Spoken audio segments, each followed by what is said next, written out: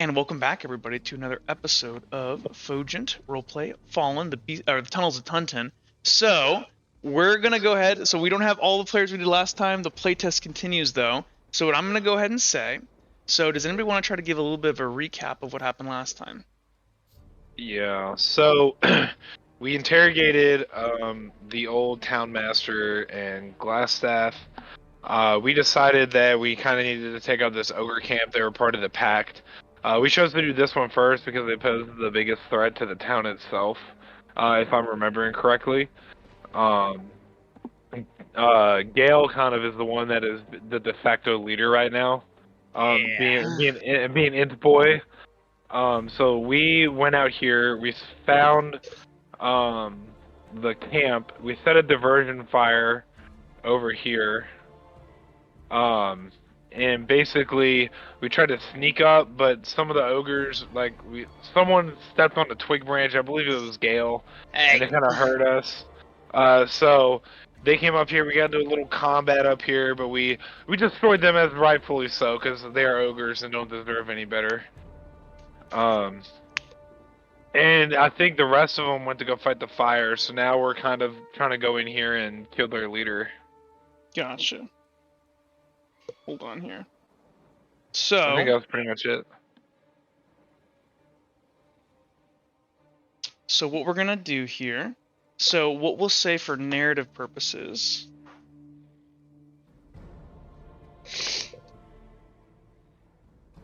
I'm sorry, I'm texting somebody. You guys.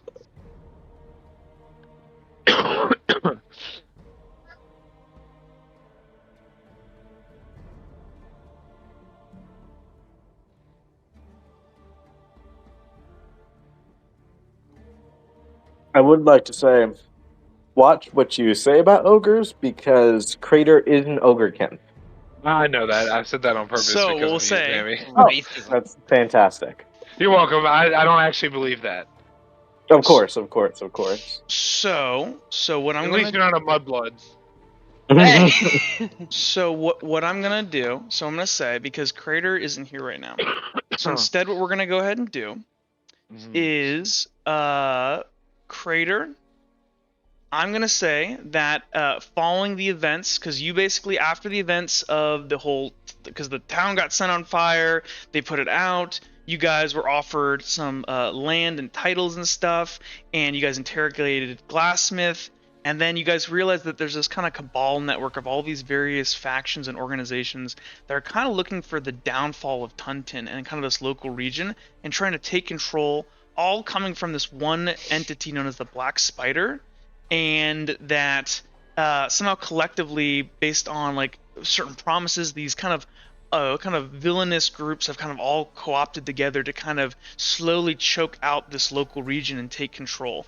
And they're all kind of, it's all centralized around this like plot to obtain this thing called the Forge of Runes, which apparently is somewhere within the Tuntin area. So, Crater, you were left at town. And so you, Aronoth, and Squath were kind of staying behind, guarding the town as you guys were a little bit afraid that without a super like heavy presence in town, that if anybody came into town trying to attack the town, nothing could be done.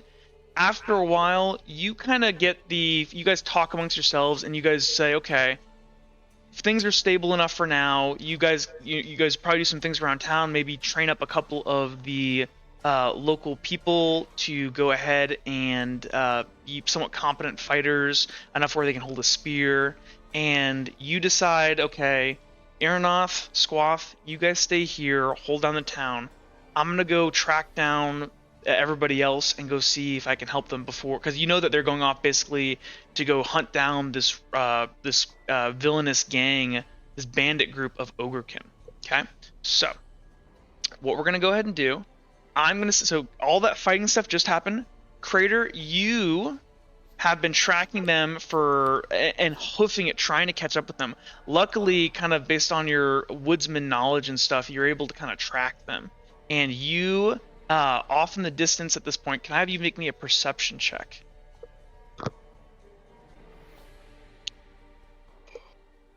I can do that now with my new beautiful character sheet. Yes, sir. That's a 1. It's a 1. Off in the distance, you see. I mean, it's bright in the middle of the night as you're kind of coming down this crest of this large hill in this kind of hilly terrain. Off in the distance, you see what appears to be a fire, and you smell smoke, and you see just a lone fire out in the distance. And you kind of nod your head, and you begin tracking it, following it as kind of a reference, because you know that this is the local area where these Ogrekin bandits have been posted up. So you're assuming it's probably the Ogrekin bandits. And as you kind of approach here, let's say you get to about here, and you begin to hear the clashing, and like you hear people screaming, Ogrekin like bellowing, the sound of blades hitting flesh, and then the sound of like something like cracking and shattering, like shattering glass almost. You're right here. What would you like to do? With all this kind of chaos and disruption, Kratos is going to grip his Danax in his hand and just charge forth. Okay, so you're moving in here. Okay. You guys up here have just finished killing these 2 Ogrekin scout that came looking for you guys.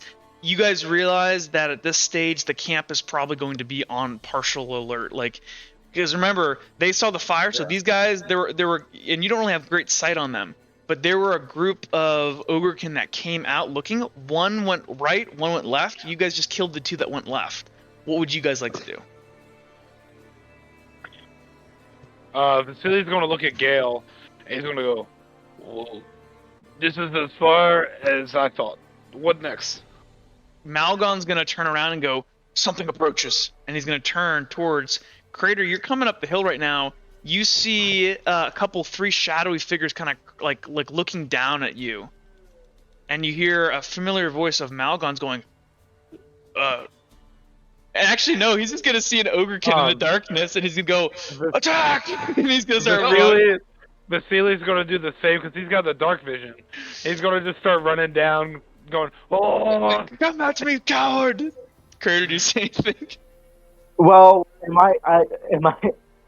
is there any way for me to discern that these are not just 3 shadowy figures? Yeah, like you've heard Vasily's battle charge, and it is kind of like a dim moon, and you see kind of the similar forms, especially as they get closer. And you can hear them. So. Well, but still, he's heard you fight in bear mode. It's Crater, and I raise my hand in the air. Pull up and go. Oh, jeez! You foolish lowlander! What's going on? Crater, hello. Crater. We set up some defenses in town. We treated some guards, and I thought you guys could use extra help. Well, we would appreciate it, but we got a bit of a thing going on. We just got in a fight. There's more out there to the over there. He's gonna point towards the trees where we saw those other go, where we set the fire. Yep. And he just say, "There's more over there. So if you're gonna help us, come on, follow." Is it the Ogrekin? Are we going back up? Yes, we have to get back into position. Oh, duh, okay. Can't be out in the open. Yeah. I'm here, I hope. Malgon's gonna go, I might loop around to the side back to my fire and try to get a flanking position on them. Oh, do you think you just by yourself should go, or should we send one with you? I'll be fine. Is he gonna kind of turn? Watch after Gus as he kind of pats the burr on his butt, and he's gonna like kind of move. Does it fart when he passes? Yeah, he kind of passes by. Yeah. It's just this noxious gas leaks from its butt. And I want all of you to make me an endurance check. Oh no. Oh, what has died inside the donkey? I think the donkey is dead. I got a 2. Okay. That's a 1 from me. Got a 1. Jake, what'd you get? And Jake, I believe your reflex is still buffed. It is. That's why I'm also trying to play a little stupid, because of the new change. Yes. I got a 2. Okay. So, you guys are all, your eyes kind of tear up or anything, but none of you, like, vomit or anything, but it's just rank. It's not good. If those 2 scouts didn't give us away, this donkey sure will. It smells like death. The donkey is just kind of looking around, just unfazed by the bloodshed it's just witnessed. Okay, so as you guys are up there, you guys hear movement down around the camp area. Can I kind of like try to crawl through the bushes, like peep through? Because I got my dark vision on. You do have your dark vision on, so you kind of peep through here. You can see, I think, 60 feet with your dim light. So down here, you kind of see what appears to be the camp. Make me a perception check, please. Hold on. Is it just like 10 feet per tile? Or is it 5 per Yeah, tile? but just make me a perception check. Thought it was 5 feet per It's tile. 5. Yeah, it's 5 feet per tile, Jake. Oh, okay. That's what I thought. Just make me a perception check. Let's see. 46. Yeah.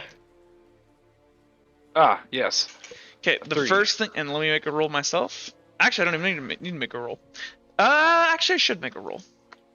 Let me check something. I don't know. If it was going to make me succeed without you rolling, I'd think you shouldn't roll. Hold on. It's more. It's somebody else is also watching over right now. So. Oh no, I do not like this. Let me see over here. And Gale broke all of our stealth, so. Okay. So as you kind of walk out, you do indeed see the camp below you. It kind of seems still until you kind of glance upward, and you do see a person sitting up in this guard tower, an ogrekin. He's got a crossbow, and as you kind of peek out, he goes, "Oh!" He's gonna point at you and shoot. I need you to make me an acrobatics check. Oh god, okay. Well, he's in cover with the trees, right? He's not. He is completely exposed right now. He's out in the open. Well, I said, can I? Okay. That's Well, you did say crawl. I'll say you're on the ground. Yeah. Are you on the ground? Yeah, I'm on the ground and I was trying to peep through like the break in the bushes. I wasn't trying to like just go straight. So go ahead and make me a I'm trying to stealth be check. stealth. We'll do your stealth versus his perception. Okay, hold on, let me. But he does What know do I there have are for people stealth? over there. He is looking. Well, yeah, I'm assuming he does. We just killed his people, so. Go ahead and make me a stealth check. And my reflexes buff, so I got 4. You get 1, 2, 3. You beat it, so never mind. So Nice. as you kind of crawl out, you kind of keep your head low in the bushes. You peek out. You do see this guy up on top of this tower here. He's got this torch by him, so he's clearly illuminated. And he's peering down around the camp. He's got his crossbow out. And he seems to be looking over to his right, and then he looks back kind of towards you guys' general directions. And he's going to go ahead, and there's going to be a small horn up there, and he's going to go ahead and slowly and ominously blow it. Let's see. What would you guys like to do? I'm gonna kind of like start retreating back to the group. And I'm gonna say, come on, I'm trying to get back up. I don't want to be laying down. Our cover is blown. There is Olga in guard tower that has just blown horn. I don't know if you could hear it.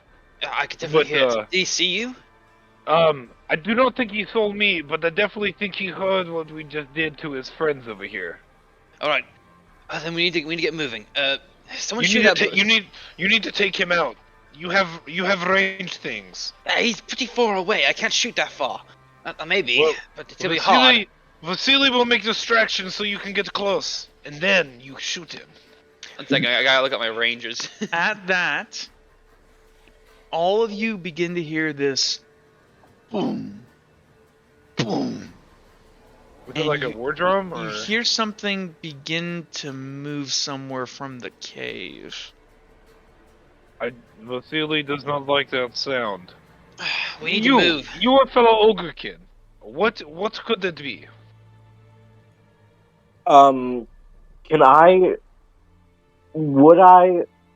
roll general knowledge? See what I know? Just Sure. Make me a general knowledge check. I will give you advantage on this.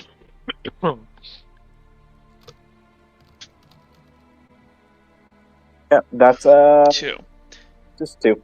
So I will say that you are aware that there are certain cultures of the more kind of uncivilized ogrekin that do live out in the wilds and stuff, and they'll often make pacts with certain monsters for strength together. You suspect that just by the base that sound, like whatever that's got to be, based on the sound of it, it has to be, close to 800 pounds to be making that much sound, maybe even more. They might be releasing a monster or something like that. A monster? What's the plan? Do we just retreat? Or do we as Crater kind of says, "What's the plan?" Like Vasily starts hearing like whispers in his like in his mind. He starts hearing a voice in his mind. That's just kind of whispering blood, and it's going like blood, and you kind of see this look in his face just kind of go like blank, and He's stone cold staring like in the distance past you guys, like 1,000 yards staring. He goes, "We rush into combat, brothers. Let's go!" And he starts running down. Gale's gonna try to grab on his shoulder and like snap him out. and he's gonna contest it. He's Okay, so make a lift versus lift.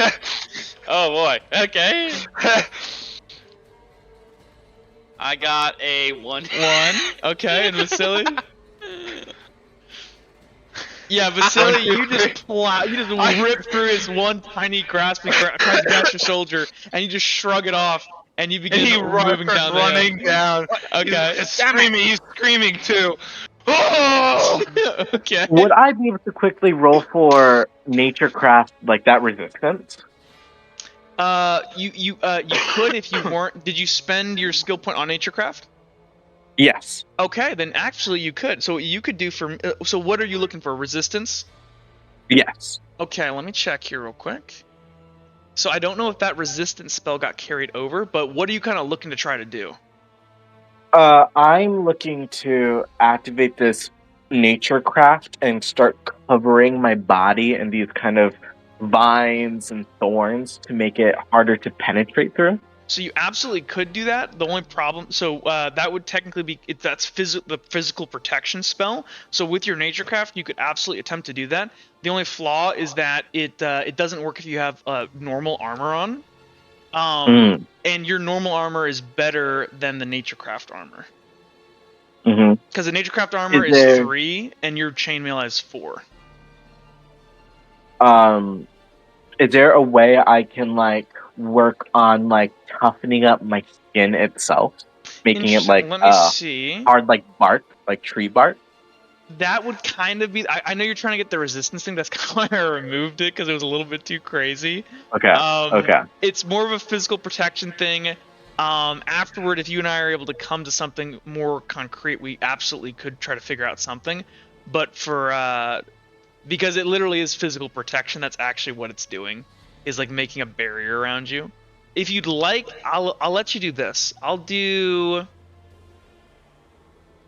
say you could try to go ahead and turn your like anatomy more into like almost like vine growth and tree bark. If you want, what I'll let you do what Jake did, and he did bestial transformation, but I'll let you do like a plant transformation. So what you'll do is if you succeed on it, you'll be able to gain either a strength or a reflex, but you'll lose an intelligence as you become more of like an inanimate plant. You got it. So basically, like your mind is becoming more of like the plants that are around you. What if his mind goes? It'll be a CL. It's a CL3 check, so it'll burn 3 of your fell blood, and if you succeed, you'll be able to choose either strength or reflex.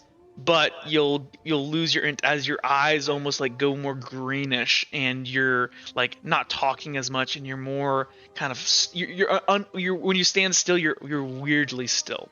So if you want, absolutely make me a skill check. You got it. I'll do that.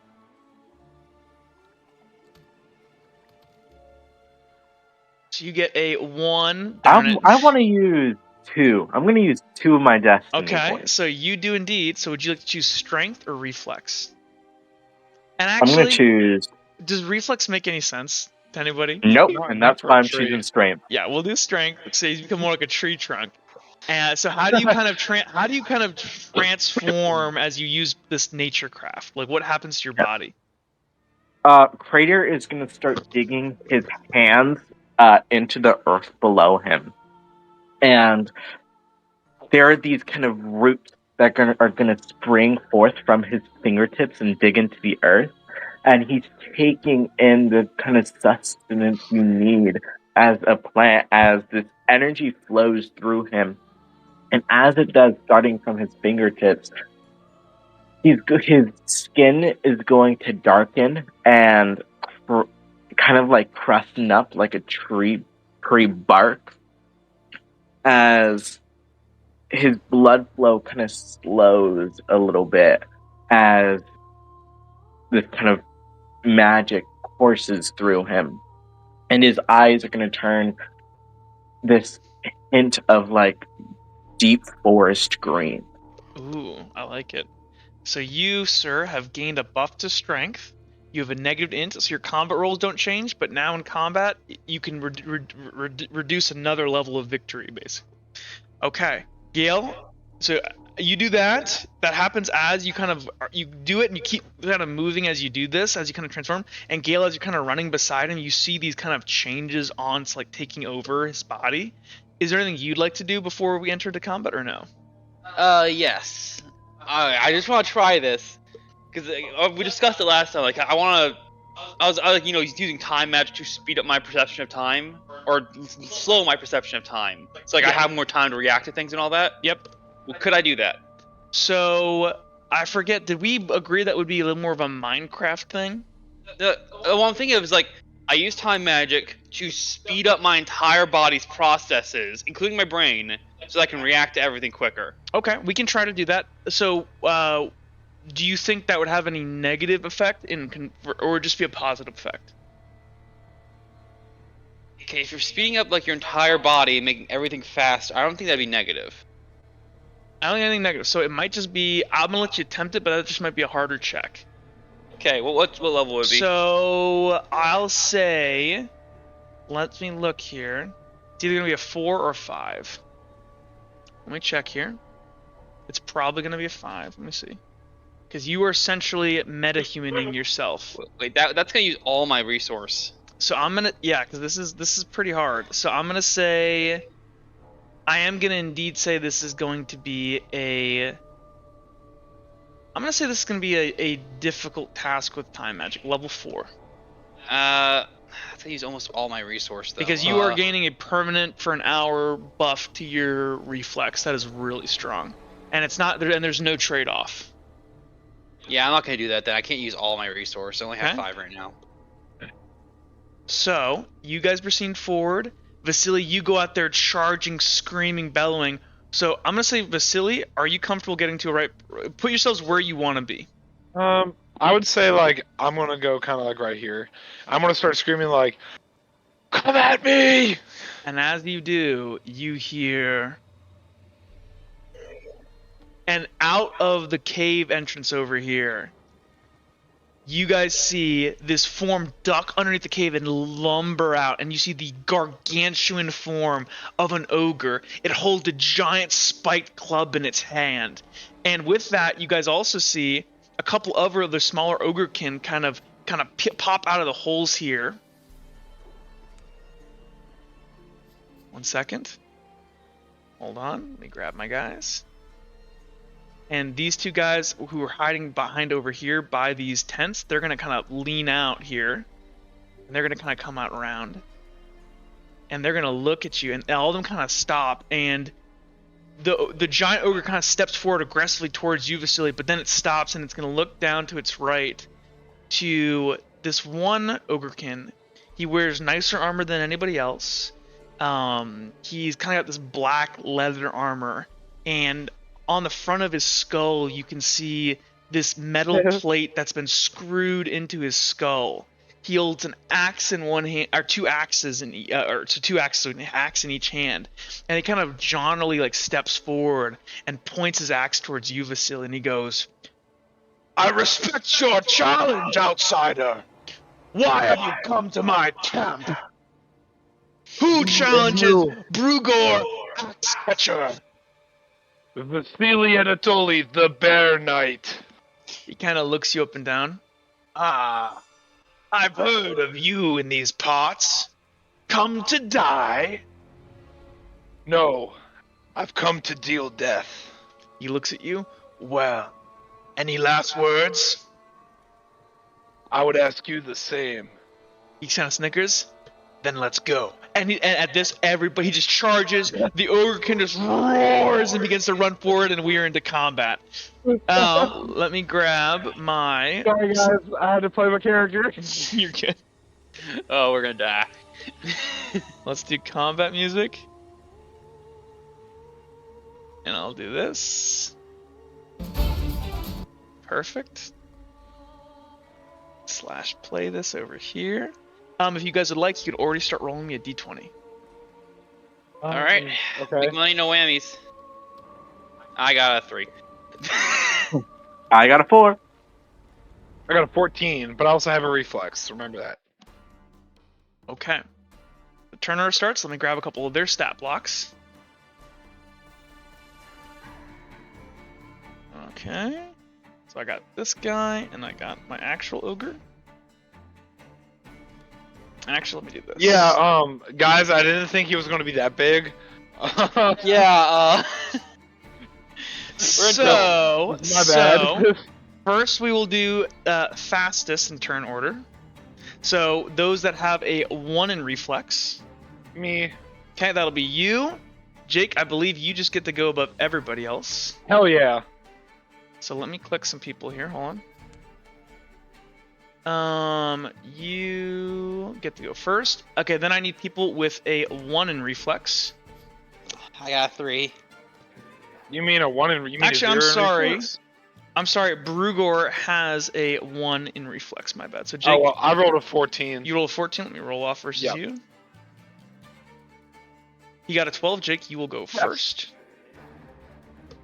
Okay, Brugor Axe Biter, Axe Catcher. So then next to go, Gale, what did you get? I got a 3. Okay, I will roll for, this will be for the Ogrekin. And then this will be for the, oh, actually the Ogre is just really slow, never mind. So you got a 3, they get a Yes. 5, so they're gonna go before you.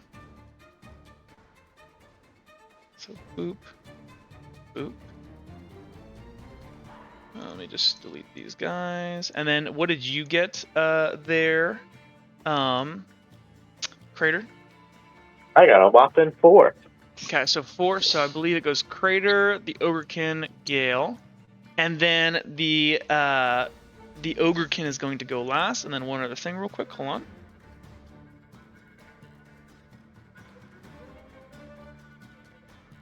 Okay.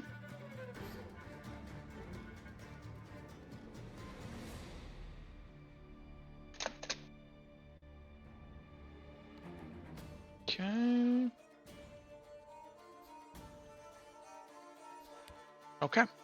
So here we go. So first to declare is going to be the slowest. So this Ogrekin does indeed have a negative reflex. So what The that big one? means, yeah. So he's a negative reflex. So that means any of you can move 10 feet before he could move into combat. So let me look at Hell his. yeah. So he is going to do as he was instructed.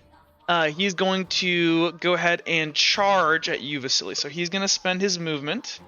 He can move 40 feet, but he's slow. He's slow to get going at least. He's gonna go 40 feet. He can get to here. And he will go ahead and whack you with his giant tree trunk of a weapon. Okay. Vasily, no, I'm sorry, next to Claire is Gale. Alright, let's see what we got here. Alright, so the big guy's charging forward. I can see that. I'm going to move. Let's see, what's the distance over here? I'm gonna move. I don't want to move that close because that means I'll actually get into combat with the big guy. I'm going to.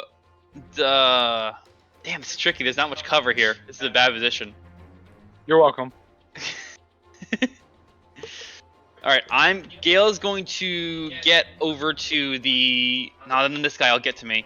Fuck! Grant, 20 seconds. Okay, give me some time, dude. This is a really bad position. What do you think? It's 20 seconds, so 1. Okay, Gale's just gonna move over here. And can he still see? Would he still be able to see the Ogrekin at this point because he's so tall? Moving to where you have marked on the map? Yes. I'm gonna say yeah. If the Ogrekin, once he comes forward a bit, sure. Yeah. And then, okay, Gale's gonna move to there. He's gonna say, "This is fucking stupid," and he's going to. Where is my ranged combat? I'm going to spend. Ooh. I'm going to spend a. Does it look like the big guy is wearing any armor? He looks relatively unarmored. He's just big and buffy. He maybe has like a little bit of like you might think his skin's a little thick, but nothing like armor. All right, let's go for a big boy roll. Gale's gonna when he reaches that point, he's gonna You slam his staff down as it comes coated with crystalline ice, and he's gonna draw it back. Don't overdo it. We'll do it on your turn. We'll do it in deflection. But I'm using a magic heavy bow. Okay, magic heavy bow. Okay. Yeah, I'm going for a big boy here. And are you? I think how many dice do you roll with that? I roll 1, 2, 3, 4, 5. It's 8. So 8. You can target 2 people. Oh, sweet. Because Nice. All right. it's so who 2? So the big ogre and who else? Big ogre and let me see. Let me get my thing out. Oh. Definitely more than 20 seconds. Yeah. Why is it this guy? Yes, that guy. The guy you're targeting right now. So you're gonna move to here. I'll mark out your movement for you. So you want to go ahead, run to here, and then you would like to shoot at the ogre. Yeah. How do you do that spotlight thing, by the way? I hit L, but I don't know if you guys have capability to do that. Oh yeah, I can't. But you're gonna shoot at the ogre as he moves forward, and you're using cold magic. Yes. Okay. And then you're shooting at this guy. Now, are you using physical, like cold, or are you shooting like an ice spike? Like an ice dart. Okay, good. Okay. So, with that declared, Crater, what would you like to do? When I charge, can I do an initial, like, oh, I charge at this opponent however many feet, and then move? Or is it completely you charge, you just go straight, and it's So like you're unstoppable? once you initiate the charge, you are moving straight for that entire rest of your turn. But before that, you could use your movement to zip around and stuff. But once you have that movement like in that line, you are charging. Actually, one second. Let me double check with the rules. I believe that is the way. I might have changed that recently. You got it. Give me 1 second here. Combat modifiers charge. If there's 10 feet between the character and the opponent, they may add their momentum to their attack. It must be in a straight line, and once a charge is initiated as a portion of a character's movement, their direction must remain constant for the entire round. So yeah, as long as whenever your charge officially starts, then it's in a straight line. But before that, you could zigzag. Don't want to charge? Well, why the fuck not? I'm going to charge at this ogre right here. Okay. Do you have enough movement to get there in one? I do, yes. Okay. Oh, that's right, because you have strength too. Yeah. Okay. And that, I believe that would be my thing. If anyone attacks me, I attack them back. I also, once charged and reaching my destination, I'm going to hide, or rather take cover behind this tent. Okay, go ahead and here, I'll lock this in for you. So then it's the Ogrekin's turn. So this one over here. What's my range on this? Okay, so what we'll go ahead and do, we're gonna throw. So this one here, because this is the one Gale's shooting at, if I'm not mistaken. So the one that isn't being shot at by Gale, he is going to move forward. And he is going to get to, let's say about, I don't want to get too close there. So he's going to get to here. And he is going to throw a javelin. And he's going to target, how much feet do I have here? I think I'm going to go after... Actually, no. He's an ogre. He's an ogrekin. He's going to charge your charge. Yeah. Hell yeah. So he's gonna charge into your charge, and then this other one is also going to charge into your charge. She's like, oh! This is amazing. And they're just charging forward and just going ape shit. This one up on the tower though, he's got his light crossbow. And he is going to be shooting. He's going to charge. Hold on.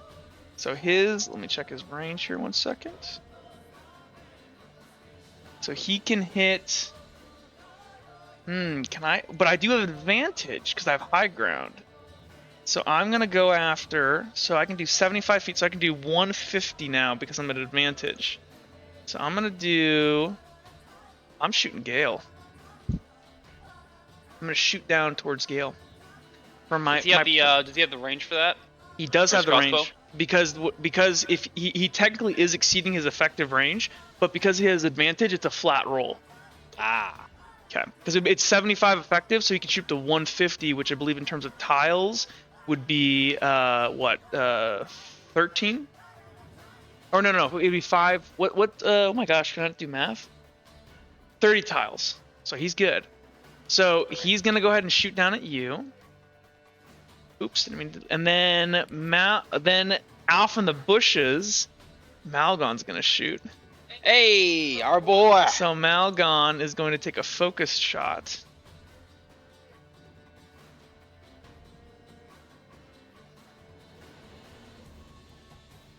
And he is going to take a focus shot up towards the dude up on the tower. Now the question is, can his reach? He's that sharpshooter. 1 second. And this is where actually calculating all these out would have been smarter for me, but that's also okay. Yeah, his bow does sharpshooter, which is crazy a lot of range. So it's 5, he's shooting 150. So yeah, he can hit the guy up there.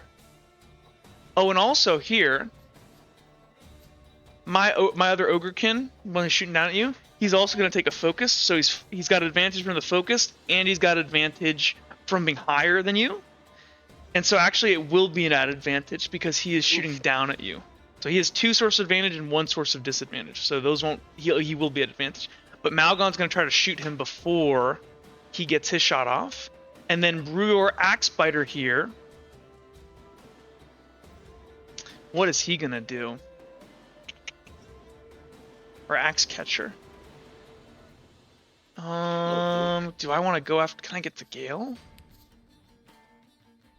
Actually, no, he's going to go ahead and he's going to move to, he does not want to get in the way of the charging big boy, does he?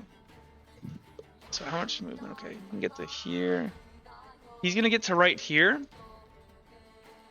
And if Vasily tries to engage you in melee, he'll use melee. But if Vasily is going to brace against the ogre's charge, he's going to chuck axes at you. Okay, and then Vasily, what would you like to do?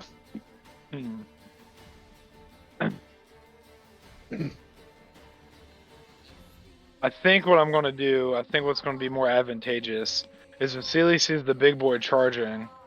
Yeah, I know he's going to... I think what I'm going to do is I'm going to get... Because you could completely just get out of his way, actually. You could just sidestep the big ogre and attack. You could actually charge... You have the space here to charge this guy. Because he didn't say he charged. Yeah, I think what I'm going to do is you'd have to move far enough away so you weren't within the range of the ogre before he whacks you. So what I think I'm going to do, actually, I think what's going to be more advantageous is I'm going to have to stay here. I'm going to have to brace because I have to cover Gale because Gale's not moving. Okay. I'm going to brace and then attack the ogre, and then whenever the axe spider throws his axes at me, I'm going to try to dodge out of the way. Sounds good. Turn order starts. Vasily, you hold your ground. Brugor Axebiter is going to zip forward. He's going to get to about here, and then about here, and then this is when the ogre begins to kind of start moving. I'm going to make Malgon's shot go off first, because that would happen before anything. So let me go ahead and roll his dice. Now this guy up on top here is unaware of Malgon. I will roll his dice. 1 second. So Malgon with his heavy bow does 7d6. Oh, I'm sorry, 8d6. Nice. And I'm going to say 1, 2, 3, 4. I'm going to say in terms of sneak attack, shooting at this distance, upward. Oh, I'm sorry, that's at advantage, by the way. So that's actually 1, 2, 3, 4, 5. I'm going to say it's a level 2 in terms of the sneak attack difficulty. So he's going to get a level 3 victory. It's going to punch through this guy's armor. This guy is going to reduce it by a strength, so he's going to take a level 2 injury. So as this guy begins to raise up across, so Malgon pulls his bow back and looses this heavy shaft of the arrow, and you guys weren't even aware he was there. You hear a snap and the twang of a bow, and this guy up here is going to get hit in the shoulder with an arrow. So I'm going to reduce his HP. So he's take a minor or a medium injury as it lodges itself deep and buries itself in its shoulder. Okay? So next to happen is going to go ahead and be these ogrekin here. They are going to go ahead and charge forward at you, Crater, as you charge forward. Crater, would you mind making your combat roll? This is gonna be a beautiful, amazing 1, 2, 3. Okay, 3, and I'll do the Ogrekin here. Remember, you can use your Didn't destiny Zammy points if you want. charge? Didn't Zammy charge? Zammy did charge, but he didn't get any 3s. That's advantage now. Oh. Yeah, it's advantage now. So And I got Zammy, all my 2s. they're gonna You might charge wanna use forward with their destiny axes. So he's gonna do 76. This guy does 1, 2, 3, 4, and the other guy is going to go ahead and do 1, 2, 3, 4. They both get a 4. Ooh. What would you like Okay, to do? I'm gonna bump up I'm gonna use a destiny point to make my 3 a 4. And I will I would remind you that you do have 2 strength right now. So even if you get hit, you can reduce their victories by a 1 each and negate it completely. So you could burn a destiny point now, or it's whatever you want to do. It might be more advantageous to save the destiny point now because it's Also, what's your armor? You might just be able to resist their attacks with your armor. You might be able to. What are their weapons? They have large hafted axe, and I would say That's what I got.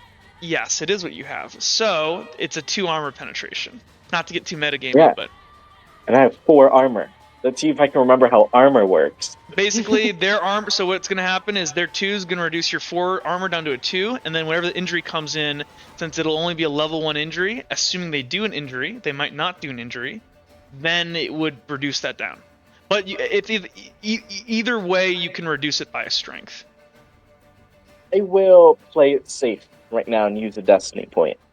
Okay, you go ahead and use a destiny point. So, and I will caveat that it technically is not the most advantageous thing, and I can explain why. But you can do what you want, since we haven't done combat in a minute. The whole reason being that like strength is a less flexible resource, and a destiny point is effectively already a strength point. But the strength point can only be used to resist victories and stuff, whereas the destiny point could be used to get preemptive advantage on the next roll. It's your call, though. Yeah, I will use my strength. Okay. I will burn strength. I'm just trying to remind you guys, because I know we haven't done this in a while. So, you burn a strength, so as you charge forward, these 2 guys hit you like a wall of meat, and they smash into you. They're both going to try to stagger you, but if you'd like, you can burn a strength and just overpower them with your strength. And resist being staggered. So you guys hear as like a sonic boom as these 3 giant bodies just pound together, almost like an NFL offensive line hitting each other, and it's just boom, and you guys just brace against each other, and you're like straining, and you back up with your weapons drawn. Okay. At this point, this guy is going to go ahead and get to his position here. Jake, you are out of his range. He is going to go ahead and throw his axe at you. So I'm going to need you to make me an acrobatics. Remember, you are buffed with reflex. Yes. So he's going to throw his axe. Good thing I spent 1 in acrobatics. True. And then he gets this. So he gets a 6. Actually, I'm sorry, he gets 1 more dice because he's dual wielding. 1. I got 1. You get a 1. He gets a 1, 2, 3, 4, 5. He gets 1 more. He gets a 6 versus your 1. Okay. So, you can reduce it by a strength if you'd like. That brings it down to a 5. What's your armor? My armor should be... Let me look. Armor level, where is it at? It'll be in your info. Defense is a 4. Okay, so his thrown axes have 0 armor penetration. So he's going to get a level 1 victory on you. So... I'm going to burn the strength. Burn the strength. Oh, you already did burn. That's what I'm saying. So he got a 6 versus your 1. So let's see. 6 versus your 1. He gets a 5 versus you. You can burn a strength to take it down to a 4. Yeah, so you burn the strength, it'll take it to a 0. You're right. Yeah. You burn the So strength. I'll burn the strength. So he's gonna go ahead and with these 2 hatchets in either hand, he's gonna throw these 2. And as he kind of throws it at you, what do? You just want to swing your arm out and just like throw them away. I swing my arm out and throw them away and look at them, and give out a fucking deathly loud roar. Okay, you do so. And at this giant fucking ogre begins charging forward. Boom, boom. I love how it's shaking the ground as he walks. You're gonna what? I love how it's shaking the ground and Tailspire when he walks. Gale, you move forward here, real quickly, Gale. So as you move forward here into position, go ahead, make me your combat roll. Okay. You're shooting. The only thing is here, preempt at this point, the one that you're shooting here is behind Crater a bit. Can I just quickly switch targets to the other guy who's You like? cannot. You declared. So we're gonna let you do. I will let you. You're gonna shoot. I'm gonna give this guy half cover with Crater here. Okay. Okay. That's fair. Because they kind of rebounded back from each other a bit. So this guy's gonna have half cover, and I'm assuming that you don't want to try to shoot Crater. Yeah. Okay. Oh, I'm sorry. I deleted your dice in your hands. Oh shit. I'm gonna preempt the destiny point. Just make sure this is hopefully pretty big. So let's Okay. go. So wait, hold on. Before you roll this, so you're doing the bow, right? Yes. So is this your combat roll? Yes. Is your D8 in there? Oh shoot, you're right. Yeah. So hold on. Just roll it real quick. Can I just get rid of these dice? How Just do I drop do it. that? Just drop No, it. delete the dice again. Delete the dice. Okay. Well, that works too. Okay. Okay, so So get what I want you to do, 3d8. but first make your magic skill roll. So we're gonna see it because, or we can roll all of your dice at once. It actually doesn't matter. Hold on. My staff is It'll be 8d6, Grant. It'll be 8d6 and sub out 3 of those d6. So it'll be 3d8, 5d6. Okay. All right, I'm preempting destiny on this. Okay, go ahead. That's a 1, 2, 3, 4, 5, 6. Okay, that's a 6. So hold on. Oh yeah. First thing we're gonna do though. So we have to check if you got at least a 3 in order for the magic to go off. So those d8s happen first. So 1, 2, 3. You did. So your magic goes off. Okay. Yes. And you get a 1, 2, 3, 4, 5, 6. Okay, Grant. So first to happen. So you run forward here. Your first target is going to be this guy here as he moves forward. Okay. So go ahead. I'll make this guy make an acrobatics. Okay. 46. 1, 2, 3. What did you get? A 6? Yes. He's gonna reduce it down with a strength. You get a level 2 victory on. Oh, but hold on. No, I'm gonna say since they rebounded, you have a clear line of shot here. So just go ahead. You get a level 2 victory versus this guy. You mind if you ask me Right. can I ask your armor penetration? Yeah, that's 3. Perfect. You penetrate it. What do you want to do? You have a level 2. Yeah, Gale just like slams his staff down. It like forms its ice, and a thin string of frozen air appears. He's gonna bend it back as a great arrow of ice just forms in the string. He's gonna fire at that guy, and it's just gonna clip him in the shoulder, but it's like a big hit still. See, as it kind of now he has this giant icicle lodged deep within his shoulder joint. Okay, so that's the first thing. Second shot goes at the big boy. Second shot goes after Big Boy. Big Boy is lumbering forward towards Vasily. Let me make he gets to make an acrobatics. Not very good acrobatics, mind you. This is a big And it's boy. versus 6. Yes. He gets a 1. Okay, so he gets a 1. You have a 6. You have a 5. He's going to reduce your victory by 3 to a 2. You're going to penetrate his armor. You're going to deal level 2 to the Big Boy too. All right. Yes, As Gale. Gale draws back another bolt and you say, "Face the cold justice of the hold laws!" And he's gonna fire.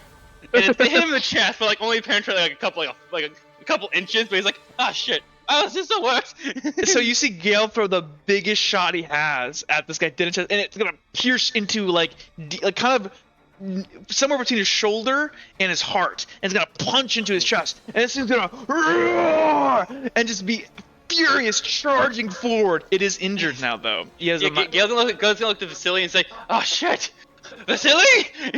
That's his turn. Vasily looks back and he just goes.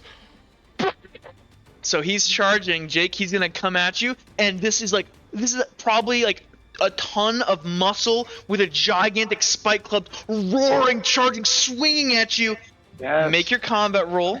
Add He's advantage. racing, right? Add Yeah. advantage. Hold on. Fucking 1, get him, 2, buddy. 3, 4, 5, No, 6. do you want 7 plus 8 because I have a reflex. So he is gonna roll only I have 66 to injure advantage, him. so that means it's not advantageous to pre-destiny roll. It is would not be. It would not be. And remember, okay. doesn't your sword have isn't your sword special? it Does it get doesn't- extra dice? No, it does not. Well, which sword are you using, Jake? I'm using my family sword that I found. Ah, you are using the family sword? I am. That That's would- why I said the blood. Then go ahead here. I'm just gonna delete your dice here real quick. Don't Okay, roll. go ahead. I want you to add in, Jake. I want you to add in sub out 2 of your d6s for d8s. So 2 d6s Yeah! and 2 d8s. Okay, 1. It's a 2, fine weapon. Oh, okay. There we go. All right. So add 1, advantage. 2, 3, One- 4, 5, 6. Yeah! So you get a 6. You're going to get a 6 versus his. 1, Oh my 2, God. 3, 4. Okay, so 4 versus 6, you need a level 2. Okay. So he's going to come at you. He doesn't have any more strength. And are you slashing? Were you slashing or piercing? Thrusting. No, that was thrusting. Okay. Because I figured I needed to go through his armor. So you're if you're thrusting right now, you rolled 8 dice. Because So- I have a reflex unbuffed. Yeah, but remember you have a negative int 2, so that's going to counteract it. So you're only doing 7. So if you want, we can just take off the leftmost dice there. Yeah, that's fine. Okay, so you have and by the way, and just so you know, slashing here would have been a little bit better, but you don't know the exact nature of his armor and stuff. But if we're thrusting, so you have a 1, 2, 3, 4. You have a 4 versus his 3. You're gonna need a minor victory here. So what would you like to do? I think what I'm gonna do is just kind of like try to slash away. Like as I brace, you're gonna hear like a giant thud as Vasily holds his ground, and like his feet are gonna kind of slide back and sink into the mud a tiny bit. And he's just gonna try to like slash at his like ankles right now. And he does like a slight cut at it. You do a pretty big gash into kind of down where his foot meets his ankle, and you see blood begin to drip. This guy has 3 sustained injury right now. So he's gonna... Nice. Okay. And then, last but not least, this dude up here is gonna finally recover, and he is gonna take a shot at Gale, though he is hurt now. Gale, make me an acrobatics. All right. And this guy is at advantage. 1, 2... Oh my god. So he gets a 4. Go ahead and roll. Okay, come on, big money, no whammies. Okay, I got 2. I'm going to... Hold on 1 second, just so you know what happened. So he has a 2 over you. What would you want to do something before then? Okay, he's got a crossbow, right? He does have a crossbow. So that's gonna go through. Like, I have 4 armor right now because of my staff. So does it look like a big? Okay, I can't tell that. Yeah, you can't tell. You're gonna have to just choose. Whew, okay, I'm gonna spend an extra destiny point to give myself an extra point. So you're gonna turn yours into a 3. Yeah. Okay, so you do turn into 3. So he gets a 1 over you. Your armor is a 4. Yeah, because my staff. Okay, he has 2 penetration, so he's gonna take that down to a 2. And then your armor is gonna soak up that last bit, so you technically did waste a destiny, but you didn't know. Yeah. He wasn't. He wasn't using a bodkin, so if he'd been using a bodkin, it would have been worth it.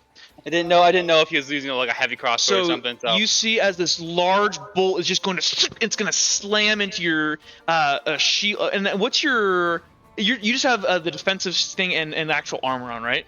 Yes. So you see, as this bolt moves, it's going to hit through some kind of force field that's slightly around you, emanating from your staff. It's still going to sink into your shoulder, but it's going to bury itself into your leather, like kind of pauldron. Alrighty. I believe that is everybody's turn resolved. Turn order resets. Gale, you're first to declare. Alright. Mr. Gogu. It'd be Big Boy, right? Oh yeah, Goku. I'm sorry. Goku? Goku. Wait. Let me speak to the people, Piccolo. So Goku here, he is fucking injured, but he is enraged, just fucking furious, and he is going to just go ahead. He is going, and he's really pissed at who hurt him the most. So Vasily, protect me. So he's gonna hit you, Vasily, engage with you. He's at least as he begins, and then the rest of his movement, he is going to be chasing Gale and trying to stomp him into mud. So he's gonna swing at you, Vasily, and then he is going to run after Gale and try to stomp him into the dirt. Okay. Now I will say, because he's so injured, his 40 feet of movement speed has begun only 25 now. I do have a big question for you, narrator. Hit me. If I was to preemptive 2 destiny rolls, would that give me super advantage? They would not. Oh, okay. Gale, what would you like to do? Fucking run. Okay, yeah, Gale's gonna like see that this big guy's coming forward. He's like, ah! He's gonna dash. He's gonna run away.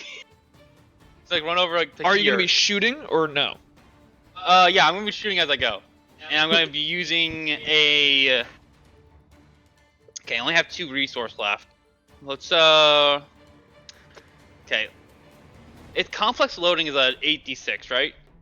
So complex loading is 86, and that is that. Now, did you? So yes. So use the heavy bow last round, which is fine. If you're talking about the heavy crossbows, if that's what you're trying to emulate, if you shoot that this turn, you can target I'll one be able to opponent, and you won't be able to shoot next round. Yeah. It's actually All right. 10d6 for complex loading. Yeah. 10 dice. Okay, I'm gonna go with the. I'm gonna go with the magic light crossbow. Actually, no. I'm gonna go with the. Yeah, I'm gonna go with the magic light bow. Because that's quick, so that means I can engage 2 people. Yeah. Yep, So I'm gonna your I'm thought gonna is fall back correct. to there, and I'm gonna draw my magic light bow, and I'm gonna fire one at the big boy, and my next shot's gonna be whoever tries to approach me, or like I can see after that. Can we just say the closest person relative to you that you can see? Yeah, the closest. Yeah. Okay, sounds good. So I'm gonna mark you. You're gonna move there, and then I'm gonna say you'll be shooting big boy, and then I'm also gonna mark you from that position, kind of here. I think the closest would still be the guy with the axes. But he had axes. He threw them. Remember? Yes, but he has more axes. How does he have more axes? That's How his many name. axes does His he name is have? Axe Catcher. He has plenty Yes, of but axes. how is he not over encumbered? Because he has a ton of strength. He's like 30 axes. So, Crater, what would you like to do? Another charge question. In order for Yes. the charge to be effect, does it like go into effect once you surpass 10 feet? So it's assuming that there's 10 feet between you and your opponent. So actually, no. So basically, as long as you have charged 10 feet, and at that 10th feet you are within range, now you can hit, and you have charge. Okay. I am gonna move over here, reposition, and then charge crazy style and attack all 4 of these ogre and ogrekin. Okay. Is that your declaration? Yes. Okay. If I, with this charge advantage, does that apply for the vocation roll as well? It does not. It distinctly is only applicable. You could spend a destiny point to give yourself assist on your vocation, but advantage distinctly only applies to 1 dice pool. You can read it in the rules. I distinctly made that rule. So that is my declaration. Sounds good. Okay. And I'm attacking any enemy near me, preferably those 4. Okay. So these ogrekin are gonna see you doing your complicated charging here. And They're gonna charge. this guy's gonna charge you here before you started your charge. And this guy, you doing all your fancy footwork, he's just gonna go, silly. And this guy's gonna charge Vasily. Ooh. So this guy here, he is going to see you take your, because while you're moving 10 feet there, he is colliding with you at full speed with his charge already. And then this guy is going to run over here and charge into Vasily from behind. And just scream. The guy up here up on the top of the tower, he's injured. What injury level did I give him? I gave him a 2. Ooh. He's pinned up there. He's going to go ahead, back up into his quadrant here to get more cover from whoever is loosing arrows at him from afar. Because he still hasn't seen this person, because he's just from the darkness. He is going to... Who can I see? I'm shooting He's Gale. backing up. I'm shooting Probably Gale can't. because he sees Gale as the biggest threat right now. Actually, can you even see him from there? Hold on. Yeah, he could. He could see him around the edge here. That's fine. But he's going to shoot you, Gale. How much distance is that? Yep, he's good. Actually, no, he can't. That's a little bit too much for him to shoot you, Gale. Fuck. Whew! Yes, Gale. I can shoot Vasily, though. You could shoot Vasily. Or I big could shoot boy's in the way. Crater. Can I shoot Crater when he's over here, though? Just barely. Crater or Vasily? Who's the bigger threat? But is the big boy in the way? True, but the big boy's going to move off to the right. So I'm going to shoot... Yeah, but after. But I'm shooting after. Vasily. Vasily is the Okay. one who took up... because he's trying to prioritize the biggest threat, Crater hasn't done a ton of damage. Vasily has like stopped an ogre can charge fallen. So this guy thinks you're a threat. Okay. That's lame. That's lame. Malgon over here, he is just going to prime up another shot on this guy up top. And he's just Malgon, you gotta kill him. he's going to shoot Kill him, but him, now, Malgon. because this guy moved back, this guy's going to have half cover. Oh, wait, Jack. Last time that guy shot me, did that count for his wounds? It did account for his wounds. All right, It was just only wanna check. 5d6. Because if without it, it would have been 76. Yeah, I just want to check. Make Brugor sure. Axe Biter, or Axe Catcher, it should be. He is going, what do I want to do? What do I want to do? He does not want to charge because he is not foolish. He's He smarter should than the charge. He's He smarter should than the charge. average bear. So He should- actually, you mean smarter than the average ogre? he is going to be a diabolical villain, and he's going to go after He's Gale. gonna kill Gus. No. He's going after Gale. So he's gonna move. He's gonna keep his distance from you, Vasily, if he can do it. And he is going, because Vasily, you're shooting at him, Gale. So what he's gonna do is, as you're shooting at him, and you're moving there, he gets reflex speed. I don't think he'll be able to catch you this round. 'Cause He, Oh, this guy has a reflex? he does have a reflex, yes. Oh, dang. Hold on. What's it? 1 second here. You see something? Interesting. I require help. Oh, okay. So he has more movement than I thought. So he actually has. Vasily, help me! He actually has 16. I'm planning on it. So hold on. So he is going to go here, here, here, here, here, here. He can get to you, Grant. That's impressive. Oh, He has 60 shit. feet of movement. So he is going to go ahead, track you down. As you begin shooting at him, he is going to be throwing axes at you, running forward. And he's going to be chucking these hand axes towards you. How many hand axes does he have? Now, hold on, wait a second. But but Vasily could interrupt this. He's gonna be He's chucking. declared. He's gonna be chuck. I'm not done. 20 seconds. 20 seconds. He's gonna chuck his axes. But if at any point during this thing, as he's running forward, if Vasily tries to interrupt him, he is going to instead just engage into melee combat and take the shot from Gale. Okay. And then Perfect. Vasily declare. All right. Vasily.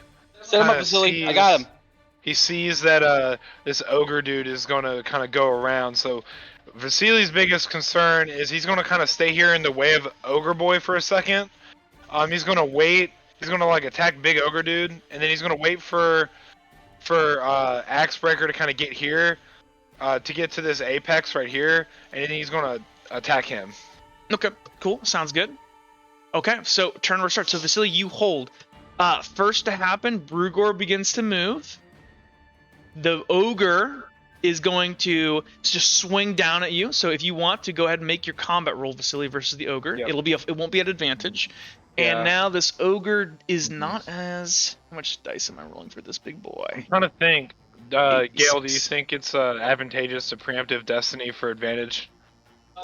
This is you attacking the big guy and Brugor. Yeah, So yeah. I'd say so. Alright, I'm gonna preemptive destiny on my roll for advantage check. Okay.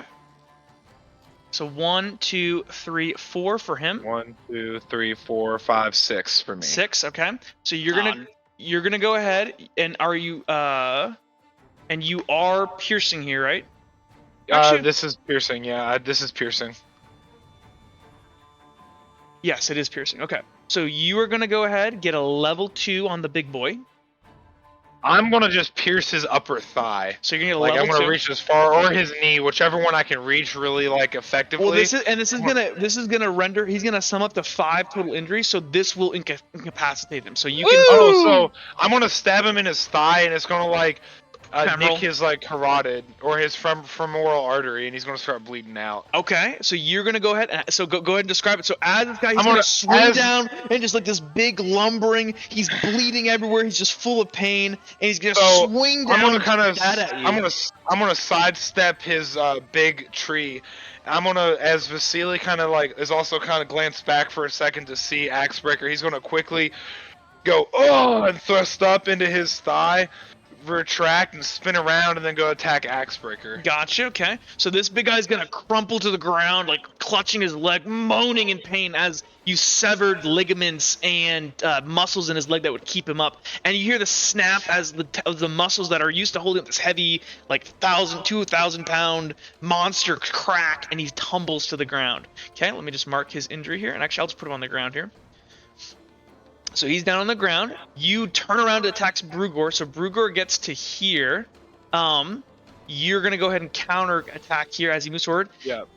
Gale, you're beginning to move here. First, Run! we'll go ahead. We'll first do Vasily. So Vasily, he said he was gonna just engage you in melee. So your current combat roll stands. You have a 6. He's gonna roll his. 1 second. So he's gonna roll. Okay. Good job, Vernon. Very handsome. It's 86. He gets a 1, 2, 3 versus your 6. You get a level 3.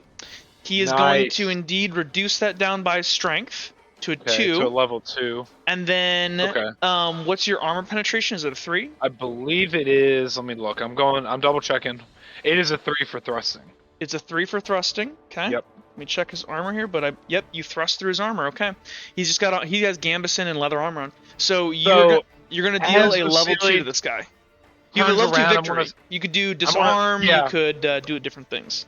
As Vasily kind of turns around, he's going in for the kill, but as he kind of sees him flinch at the last second, what he's gonna do is he's actually gonna stagger him. Or actually, yeah, because I don't know how much. I don't think you want to stagger. I think stagger would be. You can stagger and wound, right? You cannot.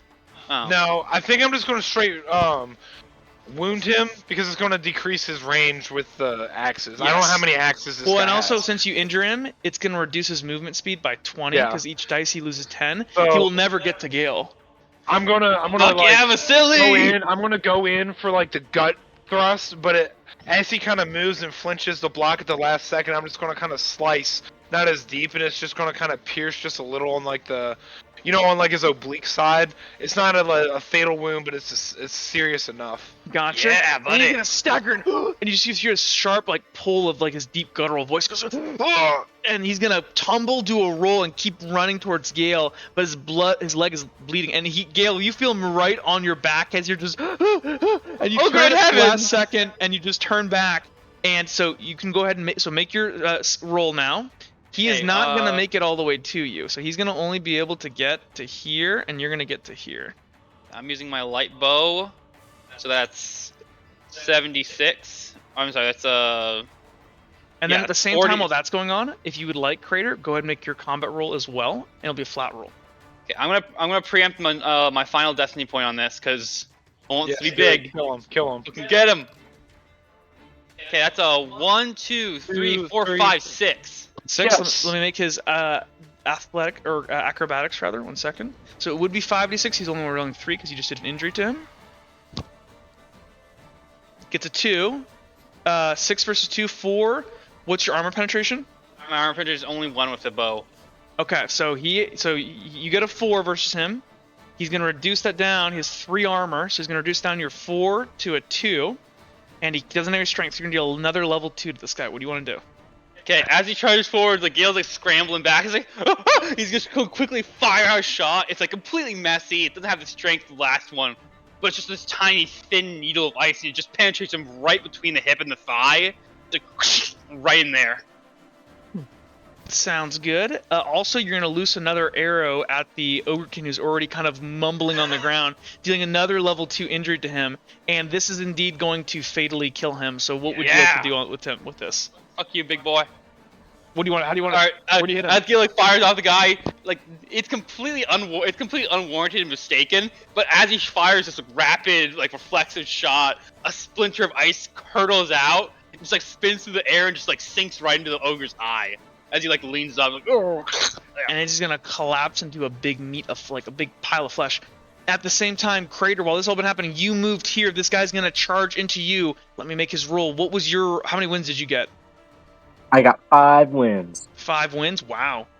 He gets 1, 2, 3, 4, 5, 6. No, it's 6. He's at advantage. He charged him. So he's going to get a level 1 victory versus you, I'm Crater. going to spend a destiny point. He's going to strength through it. And so you go ahead, and he's going to swing at you with his axe and try to stagger or shove you or something. But you just are able to just muscle through and push him back and shove him back again before he could do anything. At the same time, this one's going to charge towards you, Vasily. Yep. Vasily, yes. What was how many wins did you get this round? I got 1, 2, 3, 4, 5, 6. And how many dice did you originally roll? 6 or 7? 7, yeah. Okay, then you're good. You still have one more engageable opponent, you lucky bastard. So then this guy's going to roll. He's rolling at advantage versus you. He gets a 1, 2, 3, 4, 5, 6, 7. Ouch! 7, and that's natural. Well, hold on. So let's see. So you got a 6. He got a 7. He gets a level 1. You could go ahead. Have you burned your strength this round? I have. I'm gonna spend my last destiny point to. Wait, did he burn his strength? I did at the beginning against. I don't think he did. Axebreaker. You told me I had to burn the strength. Oh yeah, the axe. Throw an axe. Okay, so Jake, this guy is going to go ahead. Are you spending a destiny point to bump that up? Spending my last destiny point, yep. Okay, so he goes ahead, he clashes with you, when he slams his axe into your blade, and he almost gets you, but just by some chance you're able to whip around and deflect and kind of pirouette this. Okay, and then combat turn order resets one more time. With I still charge and I attack with the ogre. That's right. It lands in a stalemate. Because I used a destiny point, which brought my 5 up to 6, and with my charge advantage, I get a 7. So wait, I forgot. I deleted my line. I forgot. But are you charging? He was charging everyone. Yeah, he was charging. I was planning to charge everyone. Oh well, hold on. Here's the thing, though. Hold on. Yes, it would. Wow, this guy got such a big win. So you stalemate with this guy? Yep. Okay, yeah. He charged it from the back. Would that do anything? No. This guy got a 7 wins, so he charged for it, and he whips around and also deflects you, Crater, as you come in and charge him. And I'm gonna say you don't swing on the ogre since he's already dead. No, what if he swings on the dead ogre? He's ogre. That'd be funny. Super ogred. Oh, here, and then I forgot, Malgon's gonna make his attack. Malgon. 1, 2, 3, 4. He gets a 4. This guy he's gonna try to dodge as he hears this twang, and he's gonna duck his head low. He's a level 2 injury, right? He does, but he does have cover now. He gets a 0. It's a 2. It's gonna do something 4. He's gonna take another level 2 as Malgon's arrow finds this dude's other shoulder, and this dude is just both his arms are just dripping blood, and both of his shoulders have been shot out, and he's just gonna huddle in the corner, just like crying. Malgon! So is he sad that he saw his big friend die? My friend, Goku. Okay, guys, we defeated Goku, man. Turn order is gonna reset. Jack, what's the power scaling of the fallen universe? We just defeated Goku at level 4. You did. Hold on 1 second. So, let me speak to the people, Piccolo. Let me speak. So, turn order resets. Would you like to declare? Oh, Goku's dead. Gale, is your turn to declare. This dude is looking you down. Alright, I got 1 magic resource left. Let's see what I got here. Let's see what I got in my bag of tricks. Alright. Alright, as he stares Gale down, Gale's gonna look at him. He's like looking at his injuries and gonna say, "Alright then, let's dance, you fuck." And he's gonna take out his staff and slam it on the ground as it forms into this long, narrow blade. It's reminiscent of Cold Judgment, his father's sword. And he's gonna take a medium-hafted blade strike at Brugor. Sounds good. He's gonna chase him down with it.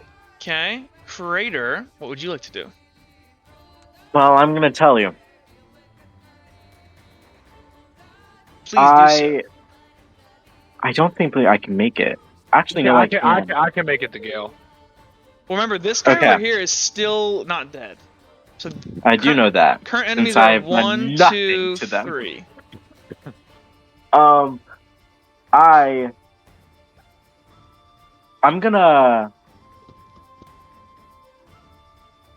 I'm going to spend my turn dedicated to first attacking this guy here, the one next to me, and then I'm going to attack this one.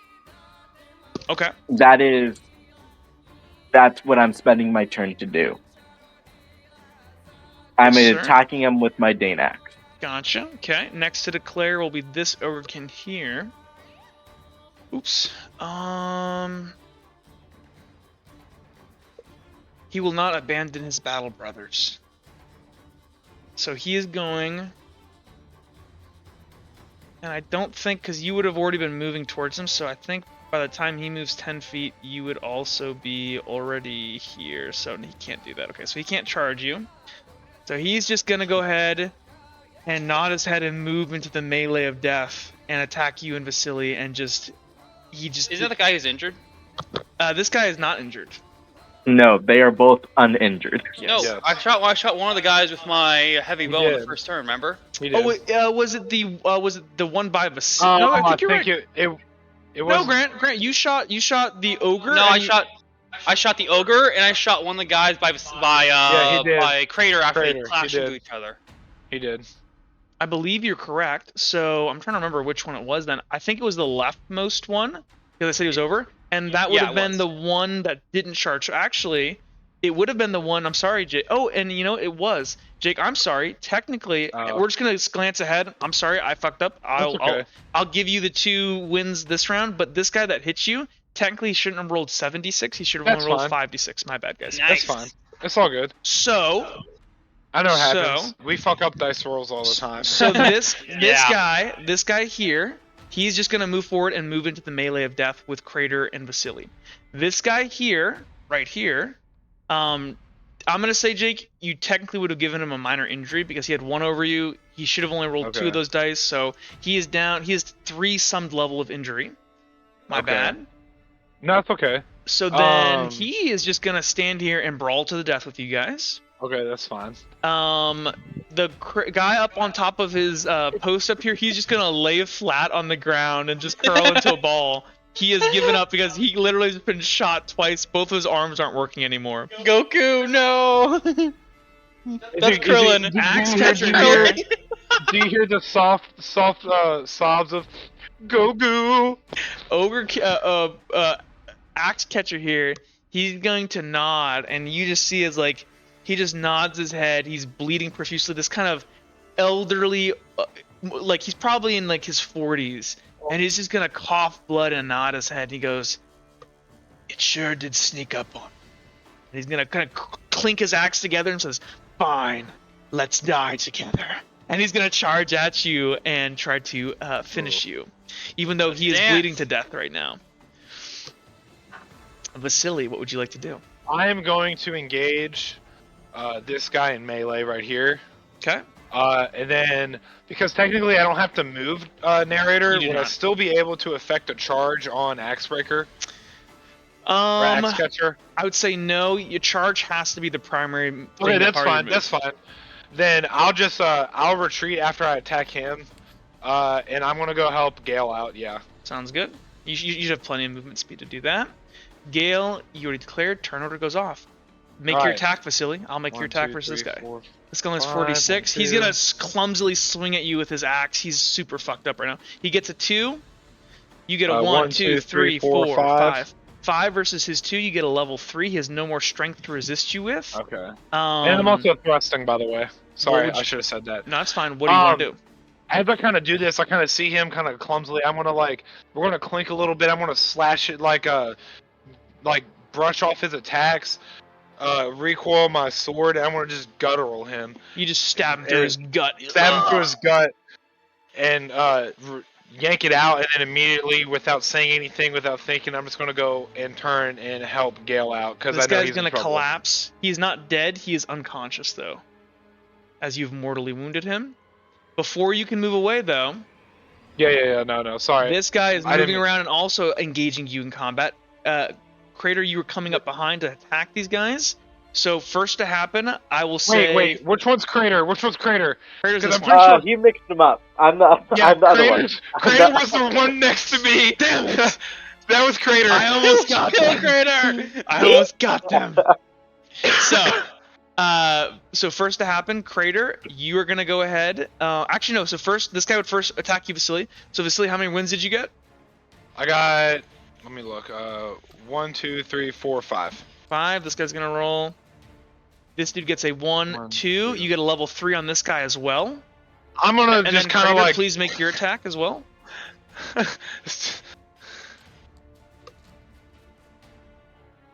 1, 2, 3, 4, 5. So first we'll do Vasily. So Vasily, what did you do to this guy? You got a level 3. And he's gonna. This guy still has a strength. So he's gonna burn his Okay. strength, take it down to a 2. So you have a level 2. What do you want to do? I'm gonna thrust. I'm gonna try to thrust at his shoulder. Okay, you do so, and you lodge And it deep, and you hear the pierces crack in, of tendons. And I'm gonna retract and then try to retreat over to Gale. You do so. Vasily's all about business right now, cause I know Gale is distance boy. This guy's gonna get stabbed, recoil in pain, turn. He sees you've already ducked back and started moving. He's gonna turn his eye and see Crater coming right at him. He's gonna turn and swing at you, Crater. Crater, go ahead and make your. What was your attack roll? 5. Your versus a 1. So you get a level 4. How do you want to do this?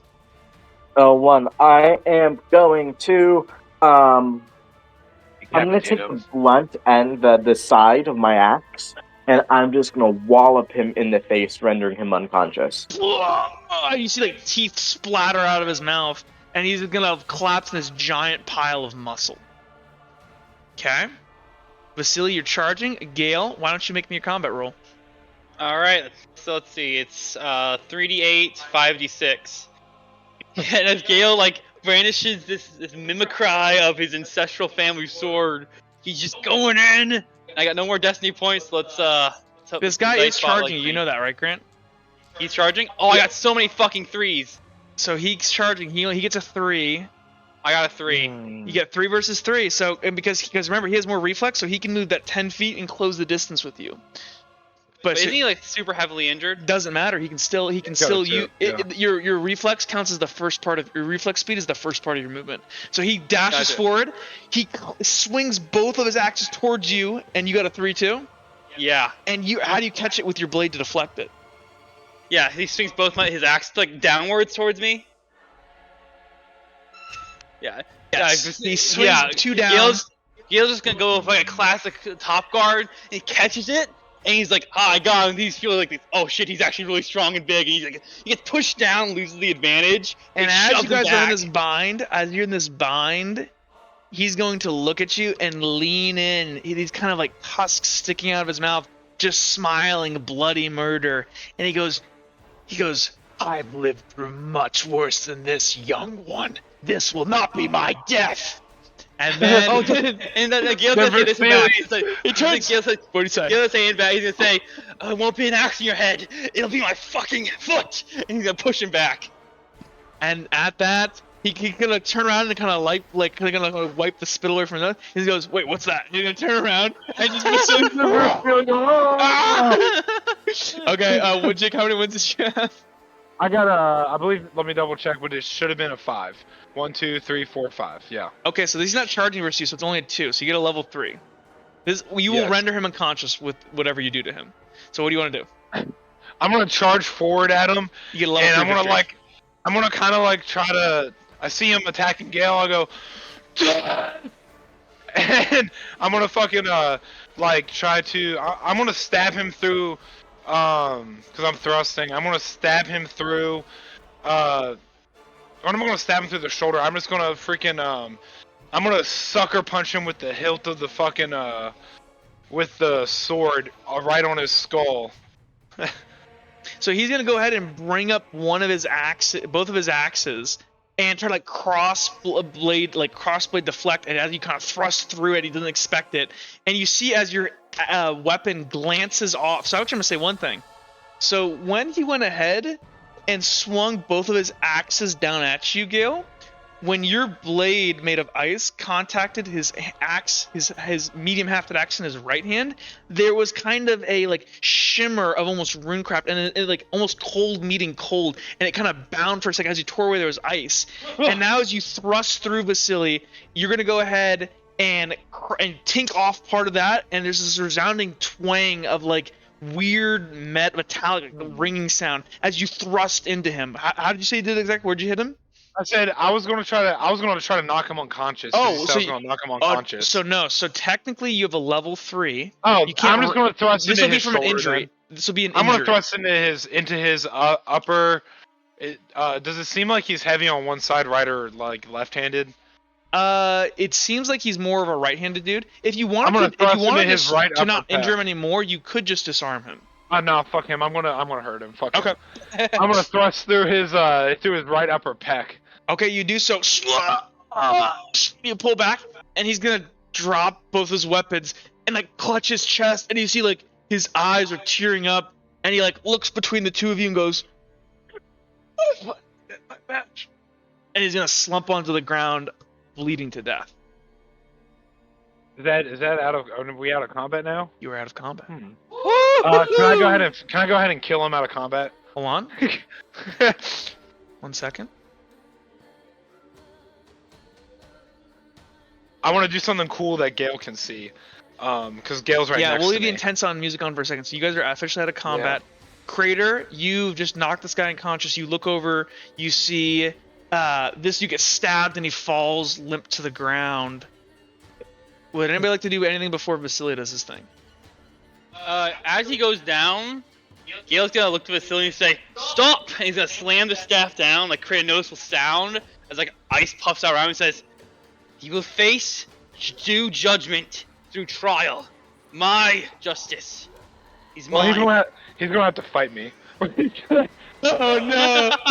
And you see right now, Vasily is bared out. His eyes are like flickering, like yellow. There's hair coming out around his face. As you see, so I don't know if you've looked closely enough at his sword, Gale, but like the hilt of it has got like his. I think didn't we say it had like a bear head at the end? Yeah, it's got a bear head, and actually, I'm gonna say right now, as you're clutching it with your polycraft flowing through it, yes. The bear head on the bottom of the sword, you swear, and you think your eyes are playing tricks on you. The bear head, you see like little bits of hair coming out of the wood, and the jaw is like shuddering, and like you see saliva dripping, like your eyes are like, and you're like hallucinating. You're like, what the fuck? The eyes are glowing red, and Vasily is like standing there over top of Axe Catcher, and he's just going. Gale's gonna look to him. He's gonna reach a hand out slowly and say, "Regain yourself, Vasily. You're stronger than this." And Vasily, would you like to make a willpower check or no? Yes, I will make a willpower check, okay, but it's a disadvantage because I have negative. It's not disadvantage. But I am going to give you. So I'm going to give you this. It is going. Oh wait, hold on. What do you want to do, Gale? I kind of want to assist with communication. You may assist him with communication if you'd like. All right. But this could be bad or good. I know. So we're gonna see. So Vasily, your check was gonna be specialized CL3. Okay, I got you have 3. So what do you say? It's not gonna. Just say what you're gonna say. What was your monologue? Vasily, in the time I've known you, I've seen you grow stronger. I've seen you grow more competent. This anger you feel, use it. Utilize it. Do not let it take control of you. Take control of it. You say that, Vasily, make your willpower check. Ooh! Wait. Jake? Yes. Vasily. Jake, you have a -1 int right now. That means your will is only a 2d6. That's what I was saying. I thought it was going to be, yeah. So you got a 2. You fail it. Oh, no. So, Vasily, as you feel the rate... Before that, Crater, you could have done something this time. Do you want to do anything, or are you just going to stand back and let whatever happens? I'm standing. I walk forward slowly, but I'm not intervening. Okay. You're going to see Vasily. He's going to raise his sword, and he's going to point it at Gale. He goes, "Stay out of my way. Blood must have blood." And he's gonna step forward over Axe Catcher, and he's gonna eye Gale in the face as he brings his sword down and pierces Axebreaker's skull. And you hear the crunch of bone. I am death. And at that, Vasily, you feel this, like, with the last body dead, you look around, you just feel your entire body shaking, and you're gonna lose consciousness. Oh yeah. And you feel the sword, and it's like the sword, as you stab into his body, you can feel this release of, like, ecstasy, and then your body's just shuddering, and you're just gonna flop to the ground. I'm gonna flop to the ground and drop the sword. Okay. Gale's Or actually, Gale, I'm gonna still clutch the sword. I'm clutching the sword in my hand. Gale looks down to like unconscious, like dead now the dead Brugor and the unconscious Vasily and just say, "Holy shit!" He's just gonna lean against his staff and just say, "Are they all dead?" And Crater's gonna take a look up at the tower that the other guy was shooting from. Is there like a ladder that we can see, like, and easily access to get up there? You can see there does appear to be a ladder you could climb up to get up there. No, there's one more ogrekin up there. I'll get him. All right. Vasily's, he's gonna look down to Vasily. He's gonna like step over to him and just like try to gently take the sword from his hand. What you're gonna see, Vasily himself is limp, but it's just the one hand clutching the sword. It's almost like the sword won't let him release his grip. If you'd like, you can make a contested lift. Do I get anything? Do I get like advantage because he's unconscious? You could, because you could use two of your hands and your lever. Yeah. So if you want Vasily, go ahead and make me a lift check. I want this. Yours will be at disadvantage. Gale's yours will be at advantage. Yeah. Okay, let's Because go. you are unconscious. You are only holding on with one hand. I got you. So what would I roll? Because I roll a 5. So, Dude, but I'm unconscious. Just roll 5. You have disadvantage, Okay. so any 4s don't count. Which doesn't matter. You One. get a 1. I So got a Gale, 1. Hell yeah. you can pry the sword away. Okay, Gale's just gonna he's like struggling, like with his whole arm. He's struggling to pull back Vasily's fingers. He's like, and then And as you're doing this, you like look at Vasily's arm, and like even through the fur, you can see that one arm clutching the sword. Every vein is popping. he's like probably come on, just grab it quickly and yank it out. And as you yank it out, his arm goes like limp, like the rest of his body, and the veins start to retreat. Yeah, back. and he stops. He's no longer in this polycrafted state. Yes, Yeah, and he goes back to normal. Gale just looks at the sword and is like, that's only slightly traumatizing. And as you hold the sword, Grant, you look at it. This is not a rune-crafted weapon. Uh-oh. This is not rune-crafted. Okay, so Crater, What the fuck? you wanna go climb up and get this dude? Gale's gonna Yeah. Gale's Yeah, gonna I do. put the sword in his hip. He's gonna look down to Vasily and say, "All right, Gale, come on. You've been feeling stronger recently. Come on." And he's gonna try to drag Vasily over towards the camp. Before that happens, Crater, you climb up, and as you come up, you do see this guy coughing blood. You kind of peek your head over the first bit of the ladder here, and you peer in, and this guy just limp there. Both of his arms aren't functioning as he's just kind of laying there, huffing and puffing on the ground. There's blood dripping down both of his arms, and he kind of looks at you. And at first, he looks like he recognizes you, but then he like squints his eyes and goes, "Oh, why? You're one of us, brother. Why turn against your own kin?" He's gonna look at you. I don't know. What do you want? He looks you up and down. Do you want me to make this quick, or help you, or? He looks up and down. Are they all dead? Yes.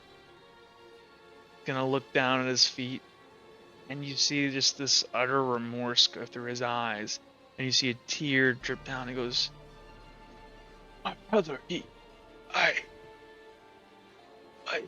and you just see he just starts to weep, and he's gonna nod his head and said, I have nothing left more.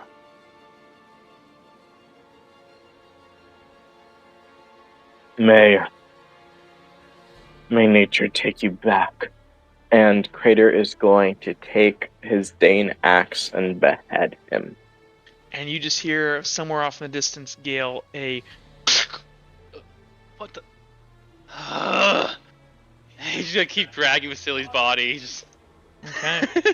What are you doing, Crater? Are you going to? Oh, actually, if you want, Crater, you could take his crossbow.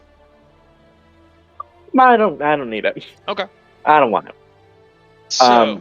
Crater is instead going to try to lift and drag his body down the tower. You can just throw it off if you want. I don't want to throw it. So you want to try to carry it as you climb down a ladder? Yeah. Okay. That's easy. Make me a lift check. This is gonna be. We're gonna make this dude probably weighs close to 300 pounds. So I'm gonna want you could lower him down for rope. Yeah. So are you like? No, he said he wanted to do it as he was climbing. I didn't realize how big he was. You could try to throw his body on this like wooden. It's only like a 15-foot drop. You could just flop him there. Yeah, I'll flop him there. I didn't realize how big. I didn't know he was. Yeah, I guess he is. He's your size. Yeah, I guess he is another ogrekin. Yeah. I'll delete those dice. So I just roll them. That's fine. So you roll the dice. I at least need to get you a 2. I'll say a 2 to move his body. Yep, you get a 4. That's a 4. So you can. Oh yeah, and actually I would have needed like a 3 if you're gonna chuck him. So you're gonna kind of flop him and chuck him over this way and let gravity do the work. You kind of yeet him and you just hear this. And I'm gonna say it's gonna slam into the wood. 1 second. We're gonna break the wood. The entire thing comes toppling down. It's good for you. No, so it actually just hits and it's a sturdy roof. And then Crater, you can climb down to here, and then if you'd like, you can drag his body off again. Yeah, Crater's gonna gather up all the bodies. Okay, so Crater, you begin grabbing all of them and dragging them over to hither. Okay.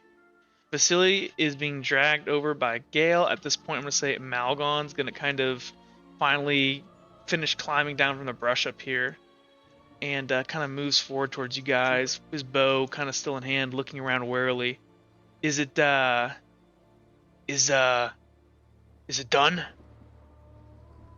Gale's like for the first he's like hasn't noticed it yet, but there's like blood on him. There's like scour him while Vasily was stabbing him. He's like, yes, it's all done. Is everyone? Oh shit, is everyone all right? It was easy, Lowlander. That was a very common battle. Easy? You shot him well. Ogre. He looks at you. Yes, there are many of them around in the mountains near my tribe. There are? And trolls. Trolls are worse. Vasily is he's not hurt, but suddenly he's passed the fuck out. I took his sword. He's like motion the sword on his head. He's like, once I took it, his form reverted. And the sword, I believe, also has reverted back to just looking like a normal sword. Yeah, and actually, you look at it in the firelight. Yeah. You swear, Gale, like you just saw things like it, because it's just changed, and no runecraft has happened. Okay. What happened to Vasily? He completely lost himself. I tried to stop him, but he's Vasily, and I'm not that, and just Brugor was injured, now he's dead, so we're not gonna get any information from him. And damn, we killed the sword. Listen, too good. No, listen. We killed good. No, this is different. The sword. He's gonna take out the sword. This thing's not runecrafted, but I saw it. It changed when Vasily changed. There was hair on it, and there was the head of a bear. The hilt wasn't just a. Listen. I don't know what the fuck this thing is. This is all far out of my purview. I'm a scholar. This is. Fucking nerds getting all tied up about nerd shit as he looks at Crater. he's gonna look at the sword. He's just gonna hand it to Crater and he's gonna say, "Just keep your hands on this. I have to go and check." Malgon's gonna try to shake Vasily awake, and Vasily, you're gonna slowly and Vasily, as you kind of like for you. You're kind of standing in the middle. Well, you're in the middle of this like grayish vision, and you're at this like small hamlet town. You see all these people looking around at you, and you like everyone's staring at you, and you look down at your hands, and they're just covered in blood. In your hand is your sword, and you see as you like look down into the pommel, the bear head is like its eye like it's like this gemmed eye, this yellow eye, and for a second it like its pupil shifts and looks at you, and then it like zooms in, and then you hear Vasily in Jav's voice, and then you wake up and you hear Vasily, and you see Crater shaking your shoulder. Oh, oh, hello, friend. What happened? Last thing I remember was Gale was getting attacked by the man who catches axes in skull. He looks Oh. over You, at Crater. We won, I guess. He looks to Crater. I couldn't see you. You, Like, you see um, Crater? You Vasily lost sits control. up. Oh, what do you mean lost control? Vasily only lose control when he drank too much vodka. Well, it was a little something more than that. Well, he's over there, and he gestures over at the corpse of Axe Biter. Oh, so Vasily did save Gale. I guess so. Yes. What you saw? What happened, Crater? What happened? I mean, I wasn't exactly there, but it. What do you have You Vasily's just sword? didn't seem like you were doing it consciously. It was like it was instinct. Like you just were murdering to murder. Oh, duh.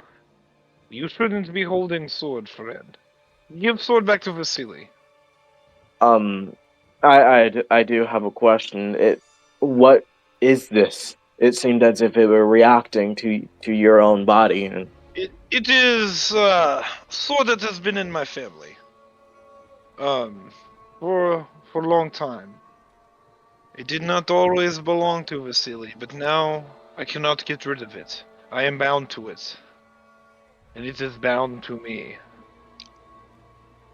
are you comfortable if I hold on to it just for a little bit? I'm telling you, the sword will come back to me, and I don't know if I want to be unarmed. Technically, Here, you do have and- that other sword, Jake. Oh, duh, I do have second sword. Yes, that is fine. Yeah. It would be yes. in your pack wherever you stash it, probably over on Hey, the I mule. put it on the mule, the gassy mule. Yeah. Oh, Here, and Crater hands him his Danax. I won't keep your sword, just so Gale seems no. a bit concerned. No, it and is okay. I just No, want to alleviate all worries before we I proceed. look. This is not first time this has happened to Vasily. I will not fight you guys. I know it is scary to see. So I will not take your axe. I have other sword on mule. It is okay. Okay. Jack, at this I'm gonna point, kind of walk up to Gale. Hold on, while that's looking on Gale, yeah, you move over here. he's gonna kneel down by him. He's like, he's like choke a little bit of the blood, and he's like, And his okay. face is just collapsed in. Yeah, Gale's gonna like reach into his sack and like pull out like a neckerchief. And he's just gonna like toss it over the face so he doesn't have to see it. He's like, okay. he's gonna grab the axe that he felt, the strange axe. Okay, you pick it up, and it's a rune-crafted axe. It's a surprisingly good make. You can see that the hilt after the thrust from Vasily has been cracked, but it seems like that's just a wooden hilt. This looks very reminiscent, if you guys have played God of War, of like the Leviathan axe from that game. Oh shit. And you can see this as you kind of pick it up. You kind of feel this twinge of cold as you kind of hold. The head is like unusually cold for. It's not that cold out. Yeah, Gale like holds it. He's like, all right. And actually, during combat, you think back to it now. When he was throwing this axe, Oh, it was returning to him. you guys weren't really like paying attention a ton, but like, I mean, you're pretty sure you saw him throw this axe twice. Gale's gonna like take that axe, put it at his hip. Fuck, that thing's heavy. And then he's gonna start searching the rest of the body for anything. You do so. You don't find anything in particular in terms of loot besides his armor and stuff. It seems like he was in kind of a combat loadout. You kind of suspect if there was stuff, it'd be elsewhere. He wouldn't have run out to fight if they knew they were going into fight. They wouldn't have brought all of their heavy shit with them and their loot. I check his boots. You check his boots. Nada. Damn. The old boot trick failed. Okay, Gale's just gonna like step back at this. It's like, okay. And he's gonna turn back to walk towards the party and see Vasily. He's like, oh, hey, Vasily. I just want to talk to you, Gale. I am. Look, I do It's not fine, remember. It's fine. Let's just take a break. He's gonna start walking towards the fire. Rude. That was pretty rude. Vasily, if I had actually tried to stop you there, I'm pretty sure you would have killed me.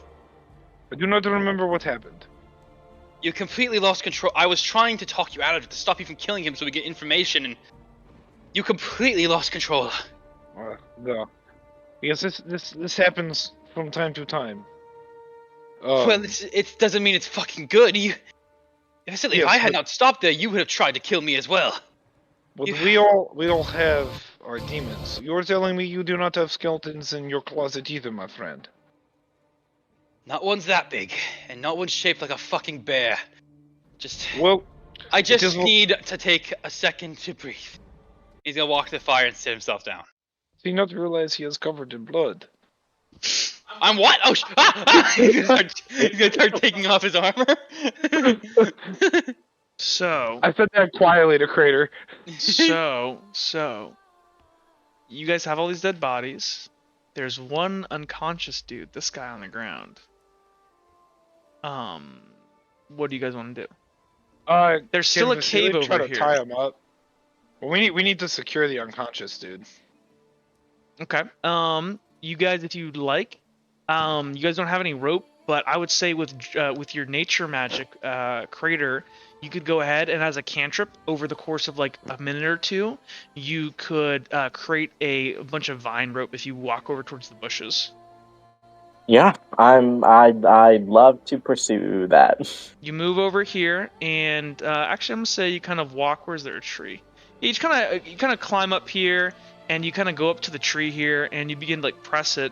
And how does your nature? Oh, and by the way, you're still buffed. Your buff has. I'm dropped. going to debuff.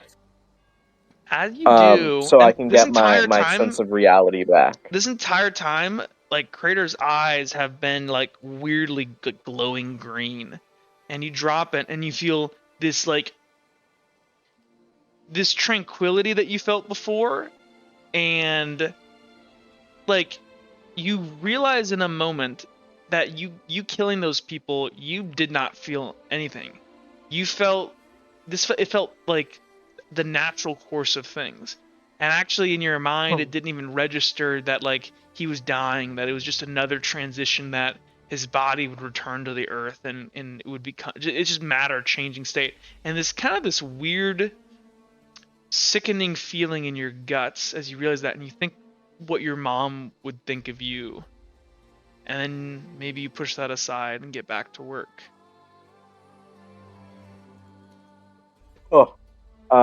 Crater is going to take just a second to kind of process everything that just happened. And then he is going to go over to one of the nearby trees. And he's going to wrap his arms around the tree and like rub in not a sensual way, in more of a comforting way, right? Kind of rub the tree. Kind of from his kind of connect to the tree itself with his body and his mind.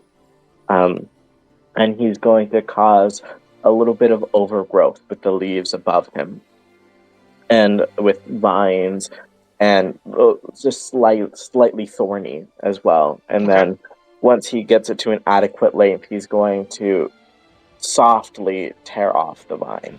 You do so.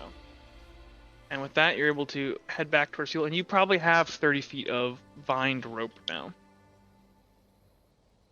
He is going to do his best to completely tie up the unconscious ogrekin. Okay, make me a survival with check. The vine.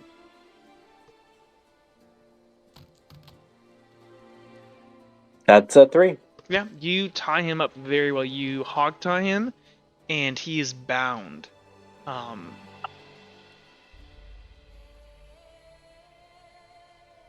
There are rituals that need to be taken with the ogrekin. Um, that can wait till the sun rises, but I would love help moving these bodies into the woods. No, the Thele will help you. You must respect death rituals. Okay, so if you guys want, as for the really big guy, yeah, if the three big guys, so I will say if the three of you big guys want to move the ogre, you could. I'm gonna need all of you to make me a lift check then. Wait, make sure to check him for like charms and stuff first. So, well, we can say that. So first, I'm gonna roll Malgon's lift. Actually, what is Malgon's lift? I got 3. You got a 3. I got a 5. Okay. Malgon a roll. Malgon's got a 5d6 as well. Malgon gets a 3. So the average, you got a 5. So average is a 3.6. So between the three of you, yeah, that's absolutely 3 grown men, big strong guys like that are unusually strong. Yeah. So you guys go ahead and you move this ogre. Where do you want to move all these bodies, Crater? Create a body barricade. Block up the path. I could move them up to Not this grove necessarily. here. Yes, that's a good area that I do want to put the bodies You guys in. drag There's already these other bodies. ogre bodies up there too, so. You drag the bodies up there. I'm gonna say you leave the other one here. Don't forget the axe breaker. Yeah, so you guys drag all their bodies up and you check them. Of course, there's no loot on them. They look like they were in like combat loadouts. Did Grant take those hand axes from his body? He took the one axe. He didn't take the other axes. You could have recovered those from the ground where they've been thrown. Yeah. Don't forget this guy over here by the fire. How do you want to take those, Zammy? Yes. Go ahead, just in your inventory, add another thing, and just write. It should be hatchet, or you can just write hand axe for now. Just write hand axe, and then you can say you found 3, and then I'll write the statistics in later. Don't forget this guy right here either. Oh yeah. And then also that guy by the fire that I dragged down. And you guys do find your burrow Gus kind of sitting over here, just kind of gassing away. I'll bring him over and tie him up at the edge of the camp. Gassy Gus. Okay. Yeah. Sorry, go ahead. No, you go ahead. You're good. I'm doing an RP thing. You guys actually do more stuff. So, I'm gonna start rummaging through all the tents and like the stuff to see if there's anything specifically if Vasila's looking for hard alcohol. Get some of that ogre brew. Make me a general knowledge check. This will be basically an investigation. You're searching. At least I am not hemmed up anymore by being hemmed up by bears. So you're searching in pillowcases. You're looking for secret stashes. Yeah. Ooh. And you do find what looks to be a bottle of I hope this is right, but you found like a bottle of like medical grade alcohol. Ooh. That's good shit. Is it safe for consumption? It does not say. You're in a land before the CDC does not exist. I'm gonna kind of come over by the fire and plop a squat and just kind of like uncork it and take a sip and kind of test it out. It's a strong like your mother used to make. Spit into the fire. This will do. And I'm gonna kind of offer some to Gale. Gale's gonna look to him and just shake his head and say, I'm quite fine, thank you. He's gonna stand up and walk over here. That's crazy. I'm really just gonna sit there staring at the fire the rest of the time. Yeah, as he steps over, like a little bit out of sight, Gale's just gonna rub his face and he's gonna pull out his staff. He's gonna make a mimicry of cold judgment, and just like it's not as good as the last one because he's completely out of focus. It's just like a thin sheet of ice in that shape. He just watches it melt away and just remembering when he against a heavily injured enemy who was barely standing. He couldn't even like push him back. He's like, he's gonna put his staff away and draw out his rapier. He's gonna pull out the axe.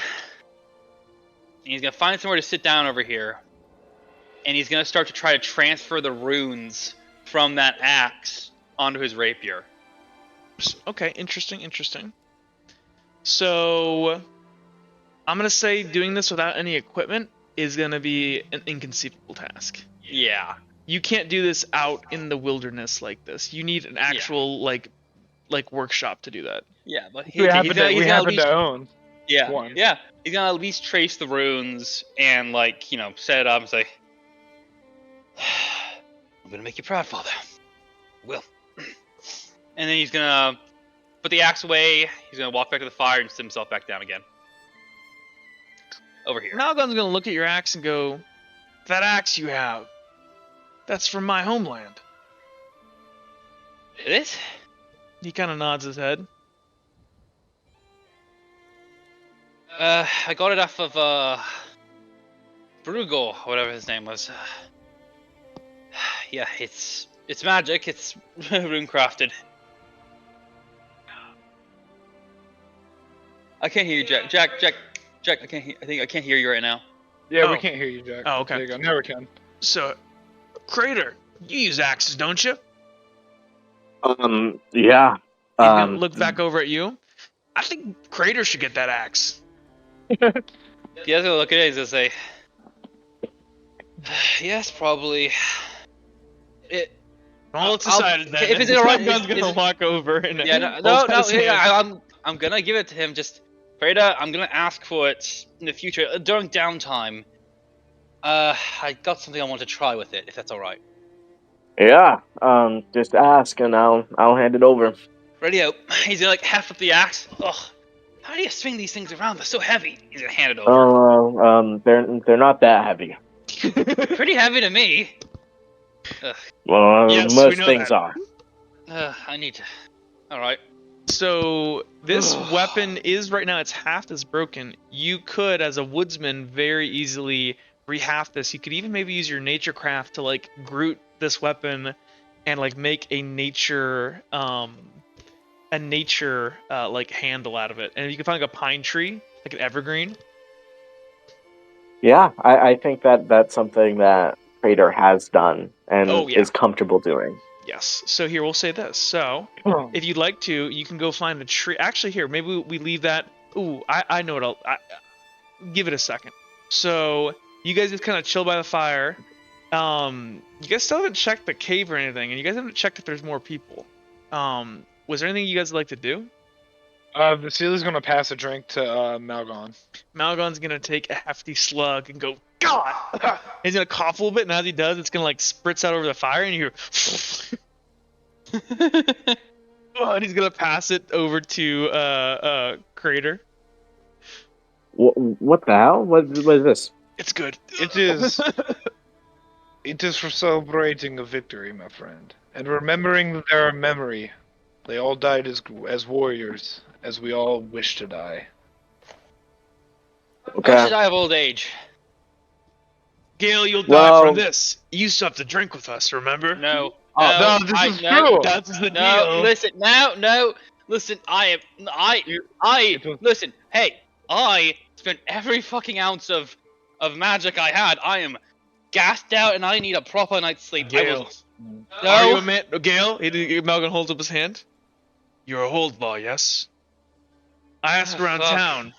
You people are men of your word, yes? Magistrates and lawmakers, yes. Does that mean that we like to get drunk after being exhausted? Did you see what I did with that fucking troll? That's very impressive. He's gonna gesture to the bottle. Yes, exactly. That took a lot of power. I am out of energy. Or did you not promise for that staff that you now hold? I don't want 2 times at our convenience when we drink. No. Crater, you Can I take water a it swig? down? No. Can I water it down at least? No. Crater takes a tiny swig. He's You not do? much of a It is drinker. really strong. Really? This would be almost you could probably sanitize your hands with this. Crater, I have not fought many ogrekin, but these were very worthy opponents. They speak very highly to your race. As do you, my friend. You are a very competent warrior. They died well. It was quite Thank you. impressive. I Generally, when my tribe hunts ogres, it takes maybe 15 of us to bring one down. They're quite unpredictable. He kind of looks around.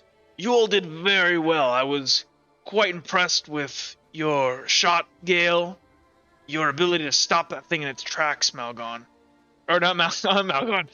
When you're showing its track, Vasily. And looks at Crater. You did good, you did good as well, my friend. But we need to work on your axe work, maybe a tad bit. He held off those two other ones from flanking Vasily. That was pretty good. We did. Gale, you did show your stripes as true warrior. This would be something that my people would now contest, that you can go hunt with tribe, fight wars. You have made it, my friend. You have Gale, earned respect. You are a man now. You are no longer a boy. What? I'll have you know that I'm... Yeah. I'm 19. I was been a man. He's gonna walk around and he's gonna bring the bottle of. No, please, Gale, God, no. No. Either hand me the staff back or take this bottle. I really like the staff. He's gonna. Fuck. Staff or bottle? He takes the fucking bottle. Okay. Just take Big one swing at first. Big swing. Big swing at first. No. Okay. Staff or bottle? Okay. Vasily will go. I get it. I get the fucking point. Okay. He's gonna take a tense, tiny swig. Ooh. Big swig or staff right now. Oh 10, God, my mouth is burning. 9. No. 7. He's gonna take a big drink. And as you do, you see as Vasily and Malgon and Crater, their faces are just blank. And as you take this giant swig, it's Drax exploding in laughter, and Malgon and Vasily grab it oh, I cannot believe he did that! I cannot believe that's so dangerous! Oh God! Gale, make me an endurance check. I want this is a level 4. This is specialized or hard. I don't have that much endurance. You auto fail. You just feel your entire body everything's just swimming. No, God. You are going to become insanely inebriated. Oh God! I gotta throw up. No. Oh God. Malgon's gonna laugh his ass off. That was hilarious, Vasily. That was funny, my friend. He's gonna go sit back over here. Crater, did you see the look on his face? He does need to work on his ability to hold his liquor. Gale starts throwing up over here. I'm gonna go make sure he's okay. That will put the hair on his chest. It is okay, Gale. Cough it up as I'm patting on his back. Everything burns. Over. Oh. Look, I will find you some food that will settle your stomach. Come back to fire. It's cold. I'm assisting him back to the fire. So Grant, I'm considering you have a medium injury from alcohol intoxication right now. I threw it up. No, we're not getting away from that.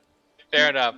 You are drinking straight moonshine, basically. As I was, perusing before, I was mainly looking for liquor, but did I ever find any rations or something? Yeah, I could have said you could have found some. Actually, in the tents, no. Wouldn't have been in the tents. Crater, I'm going to need sword back. I need to look for food, and I'm assuming it is in cave. I'll look over the little one here. You all go into the cave, see what you can find. Yeah. Here. And Crater hands him the sword. As I take the sword, you don't really notice anything happen, but does Gale see me grab the sword, and does he start babbling on about what he saw? Yeah, Gale, you are sloshed now. Yeah. Okay, Gale's that's Miss fucking Deb. Who the fuck drinks this shit? Lots of people. You? What? You drink it! A lot of people drink it. He is telling the truth. Right. Well, little one, Gale, just take a seat, rest up. Nah, try not to die. We will, I'm not going to die. It gets... Grant, look on your face. You make me an endurance check, though. What? Roll me your endurance. Okay, let's see what we get. I got 3. You got 3, so actually you only had a medium injury from that. Medium? Because it was level 4. It was difficult. So you beat it. It beat you by 1. So you don't take a medium. You have a minor injury, but you are insanely intoxicated right now. Okay, yeah. All right. Good lord. Okay. Um, I need food. I need bread. we No, will no, go I look haven't in eaten cave. today. I will go I haven't- look in cave for food. Yes. We Make should sure there's I not will probably one of help those stick him. fucking together, things in there. actually. Let's just stick together. What? That's true. Hold But on. Malcolm's gonna he- grab Gale by the scruff of his shirt and start dragging him towards the Gale cave. falls over. Ooh. He's just gonna keep dragging Gale. what do I see when I walk in? You walk in and you see what appears to be a large table with kind of splayed candles around it and a map of the local region of Redland. You can see Tuntin I'm gonna on go the ahead and map. look at it. You look at it and you see. I would like. Are you both looking at this? You and Crater. I think so. Yes. Yeah. Okay, I'd like each of you to go ahead and make me a general knowledge check. I got 0. That's a one. I got Okay, a, so the average. did I get a 0? The average is Yeah, I got a a zero. So you guys look at it, and you can see some markings on the map. You guys are trying to figure out where you guys are, but you're kind of not really map people. Well, I don't really The understand what only this smart means. person right. here is Let's look for unconsciously food. drunk. I'm gonna continue deeper into the cave. You do so. Crater's And gonna follow. you I'm guys. doing it cautiously though, making sure that I'm not stepping on any fucking Getting booby traps. dragged. So as you guys kind of move in, you see what looks to be kind of the barracks here, and Malgon's kind of a little bit behind you guys, looking ahead here. But yeah, you guys see like barracks, you see beds, tables. What is this cooking on the fire? Is this human flesh It or loo- Felkine flesh, or is it a No, deer? it appears to be what looks to be part of a hog. Is it burnt or is it salvageable right now? It's salvageable. It's kind of like slowly been cooked. It's almost like it was somebody was rotating it, but it is a little overcooked on one side now because it's been burning here for a couple minutes. Oh. But there's still plenty of good meat on there. Okay, I'm gonna go. Does it look done? Yeah, it looks done. I'm gonna go ahead and take it off and plop it on this table. Let's get him sit up on this on this bench right here. Yes. You are placed. The ham's leg is placed in front of you. In I'm front gonna of start me? grabbing like a bunch of good like bread, a bunch of good Ugh. stuff for hangovers, and instinctively Vasily's gonna grab ale because he knows it's the only thing that can even out hard liquor. No! You're gonna kill me! Crater's gonna look. There's a door right there. He's gonna quickly search the room, Okay. You do make sure so. there's no anything that catches his eye. It's just more beds. Just more Anything beds. of wealth around here that we No. notice? Besides, there's plenty of food over here. Looks like supplies. Maybe some large bricks of cheese and I'm assorted. gonna take like, some grains. of the cheese and the breads. Yeah. Cheese, man, hell yeah. It's like a big things like dry like wedges of cheese, like maybe That's what we're looking for. I'm gonna start So it's all clinking it about- down. So There we can is start one other feasting. door you guys passed over here by the Oh, table. shit. We murdered all these That's it. ogrekin just for Check it. cheese. You guys open this up. Ah! Inside, it's more beds. Nothing of value in here. One thing that does cross both each of your minds is like, there's a lot of beds here. We killed like 5 guys. Oof. Duh. We're gonna. I think, Crater, I think we need to go. I think there's a lot more people here that have not returned yet. Yes. Ugh. That's one. And Crater walks back to the group. There are more beds than Ogrekin we encountered. Do we just want to eat up quickly, stock up in the room? I think we should maybe set up an ambush or just leave. I can't fight right now. say we need to stock up on whatever we can. I'd say we need to retreat back to town. They do not have a leader. I think that we can hold them off in town. But we do not have. I do not think we have the numbers. I agree, To, considering that Wait, this we guy and he Wait, we killed we're not in good condition. we killed like 5 ogrekin, right? yes. No, wait. So wait, No. there's a 2 in the main. There's 2 in this combat. The 1 in the tower, the boss, and then we And then killed the 2 in the 2. forest. Yeah. And how many beds were there? 2, 5, big guy. There's a lot of beds. Like enough. 'Cause, like So wait, how many beds were there? Like 8 or 9? Because we've killed 6 so far.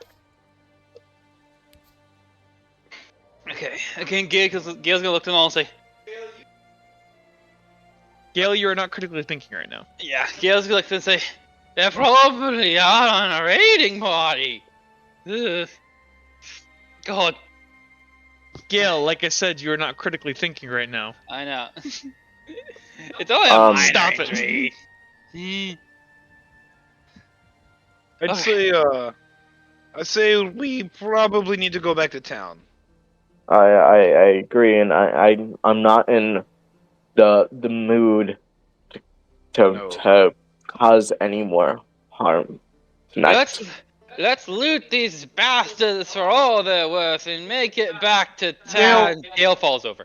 Gale, Eat you go some bread. unconscious. I'm Gale's gonna unconscious. okay. I'm gonna pick him up. Okay, you take up Gale. He's very light.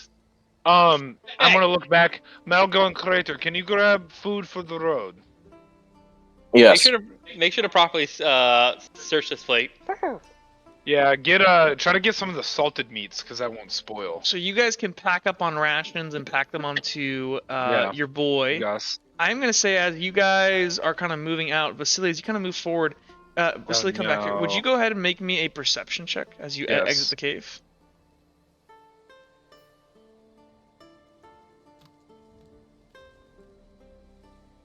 Wow. Nice. 1, 2, 3. You pass by the table, and you do notice there appears to be a weird kind of part of the wood that's not flush with the rest of the... Can I, try to mess with it? Yeah, you kind of peer down at it, and you kind of fiddle around with it, and you realize there's, a little place where you can, slide in your fingers, and you hook it. Kind of pull it out, and you pull out what appears to be... And it's like this long slide in the table. It's like a hidden slot, and you kind of yank it out, and you see what appears to be a bunch of coins in there. I'm gonna grab them. You are going to get, that is going to be 61 bronze coin. Actually, I'll just round it all up to bronze. We'll just make it easier for ourselves here. So, Jake, you find 86 bronze coins. Hell yeah. And you also find 3 vials of perfume, which can be quite expensive. I'm gonna go ahead and grab them. And remember, each bronze is in our money is roughly $100. Yeah. So you just found $8,000. Yeah. Damn ass. I'm gonna go ahead and just grab the whole tray and bring it to Gus because my pack's over there. I'm gonna hand it off. I'm gonna hand it off to Crater or Malgon because I'm carrying Gale. Okay. So Malgon, here, take this. I cannot carry Gale and this at the same time. So I'm gonna say just to move things along. I'm gonna say. Are there any? Go ahead. So sorry, very quickly. Are there any writings or anything like that within this area? There is. So if you go back over to the table, there's the map, but there appear to be pieces of parchment kind of laid around, and in extremely elegant handwriting, you can see what appears to be kind of a couple scrolls and documents, and as you read through them, you realize these were sort of notes and records of business from the leader, Brugor Axecatcher. And it's a detailed dossier, basically, of the various caravans and other reinforcements. And basically, you do deduce by reading this pretty easily that there are indeed more Ogrekin still around. Probably another 6 that are off on patrol right now. You see that they appear to be keeping very fine track of how many caravans they're hitting, and it almost looks like they're drawing up reports on the caravans they hit. Crater is going to take all of these documents. Okay. Cool. And with that, you guys go ahead. You get all your stuff together. You load up Gus. Before you guys leave, I'm gonna move you guys down over here. Would there anything you'd like to do for the bodies, Crater? Yes. So Crater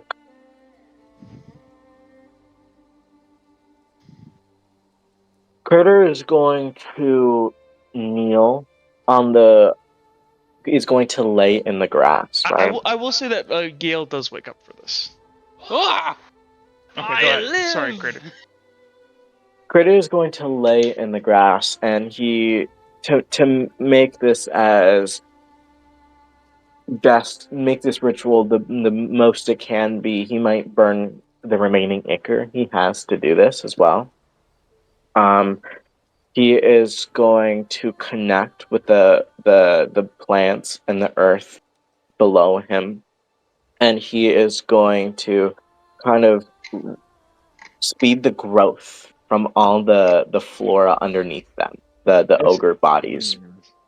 While he is doing this, in I believe it's called If you're trying to speak the language of giants, it's Jotun.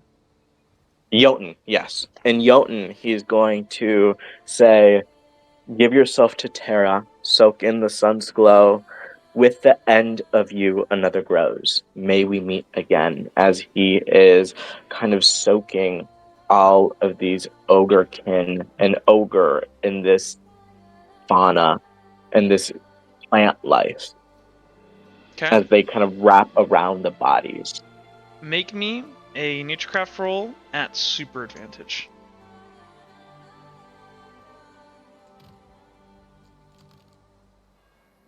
I think I roll another one. I roll also more. Is it just a skill roll, or No, should I use the Ichor I burn as well? that's just a skill, and you got a 3. That's plenty. So you go ahead and you do this, and as you do, you feel all of what's left in your body drain out of you, and you see as nothing happens for a second. And then you start to see the grass around you, like all of the grass shiver, and then things start to slowly begin to grow up and wrap around all these bodies. And these bodies begin almost like it's kind of weird to watch as you see as like their flesh, things start growing under their skin and like flowers and sprouting out of their faces. And in an accelerated rate, with the largest being the body of the ogre, you see like saplings start to grow out of each of them and their bodies get pulled into the earth, almost like this rapid acceleration. And roughly standing where each of the bodies was is about approximately the same height as each of the ogrekins and the ogre, with the ogre one being the biggest. Trees sprout up over the course of the next 10 minutes. And protruding from the ogre tree is one distinctly long branch about the right size for an axe haft. Critter is going to slowly walk up to it, and with precision and respect, he is going to take his Dane axe, and he is going to he's going to chop the branch off. You do so, and this perfectly, it's like this beautifully kind of like multicolored wood with these knots that generally would be seen as an imperfection in certain handles, but they're knotted in the right place to have strength in the rigidity. And you have this perfectly hafted axe, and if you'd like, you can hang the axe right here. I would love to. You go ahead. It slides on like it was made for it. You maybe pull out a couple tools, maybe some naturecraft stuff, and just make it so the axe head at the top basically pulls apart and compresses in there, and vines go around it. And you see, because the ogre that died, it sprouted kind of this evergreen, and you see as the kind of axe head wraps around, it's almost like it's not really man-made. It's almost like the stick grows somewhere around the top of the axe head, and the cold kind of it burns for a second, but then the whole axe, it seems to understand what it is now. And yeah, so you have an axe. If you'd like, you can think up a name for it, or I can. But you do have an ice axe, and we'll work in some cool ice and nature stuff with it for you. Okay. And with that, you guys kind of just stand there and just have watched this entire thing. And you guys have never, this is pretty, it's pretty sombering. As the sun comes up, you look at these ogrekin and stuff, and in the fight in the darkness, it was kind of scary. They were scary, but they just look like normal people. Like they look like Crater. They look like Mayor Bedrock. They weren't feralkin. They were just bandits. And you just see all these trees kind of grouped up together here up on this hill. Oh. Oh. We should go. We have places to be. Malgon's gonna nod. Yeah. And without saying a word, Malgon and you guys are just gonna get Gus and get on the road back to Tuntin. And with that, we'll end that episode there. Great session, boys. That was Thanks good. for watching, everybody, and we'll catch you guys in the next one. Peace. Hell yeah.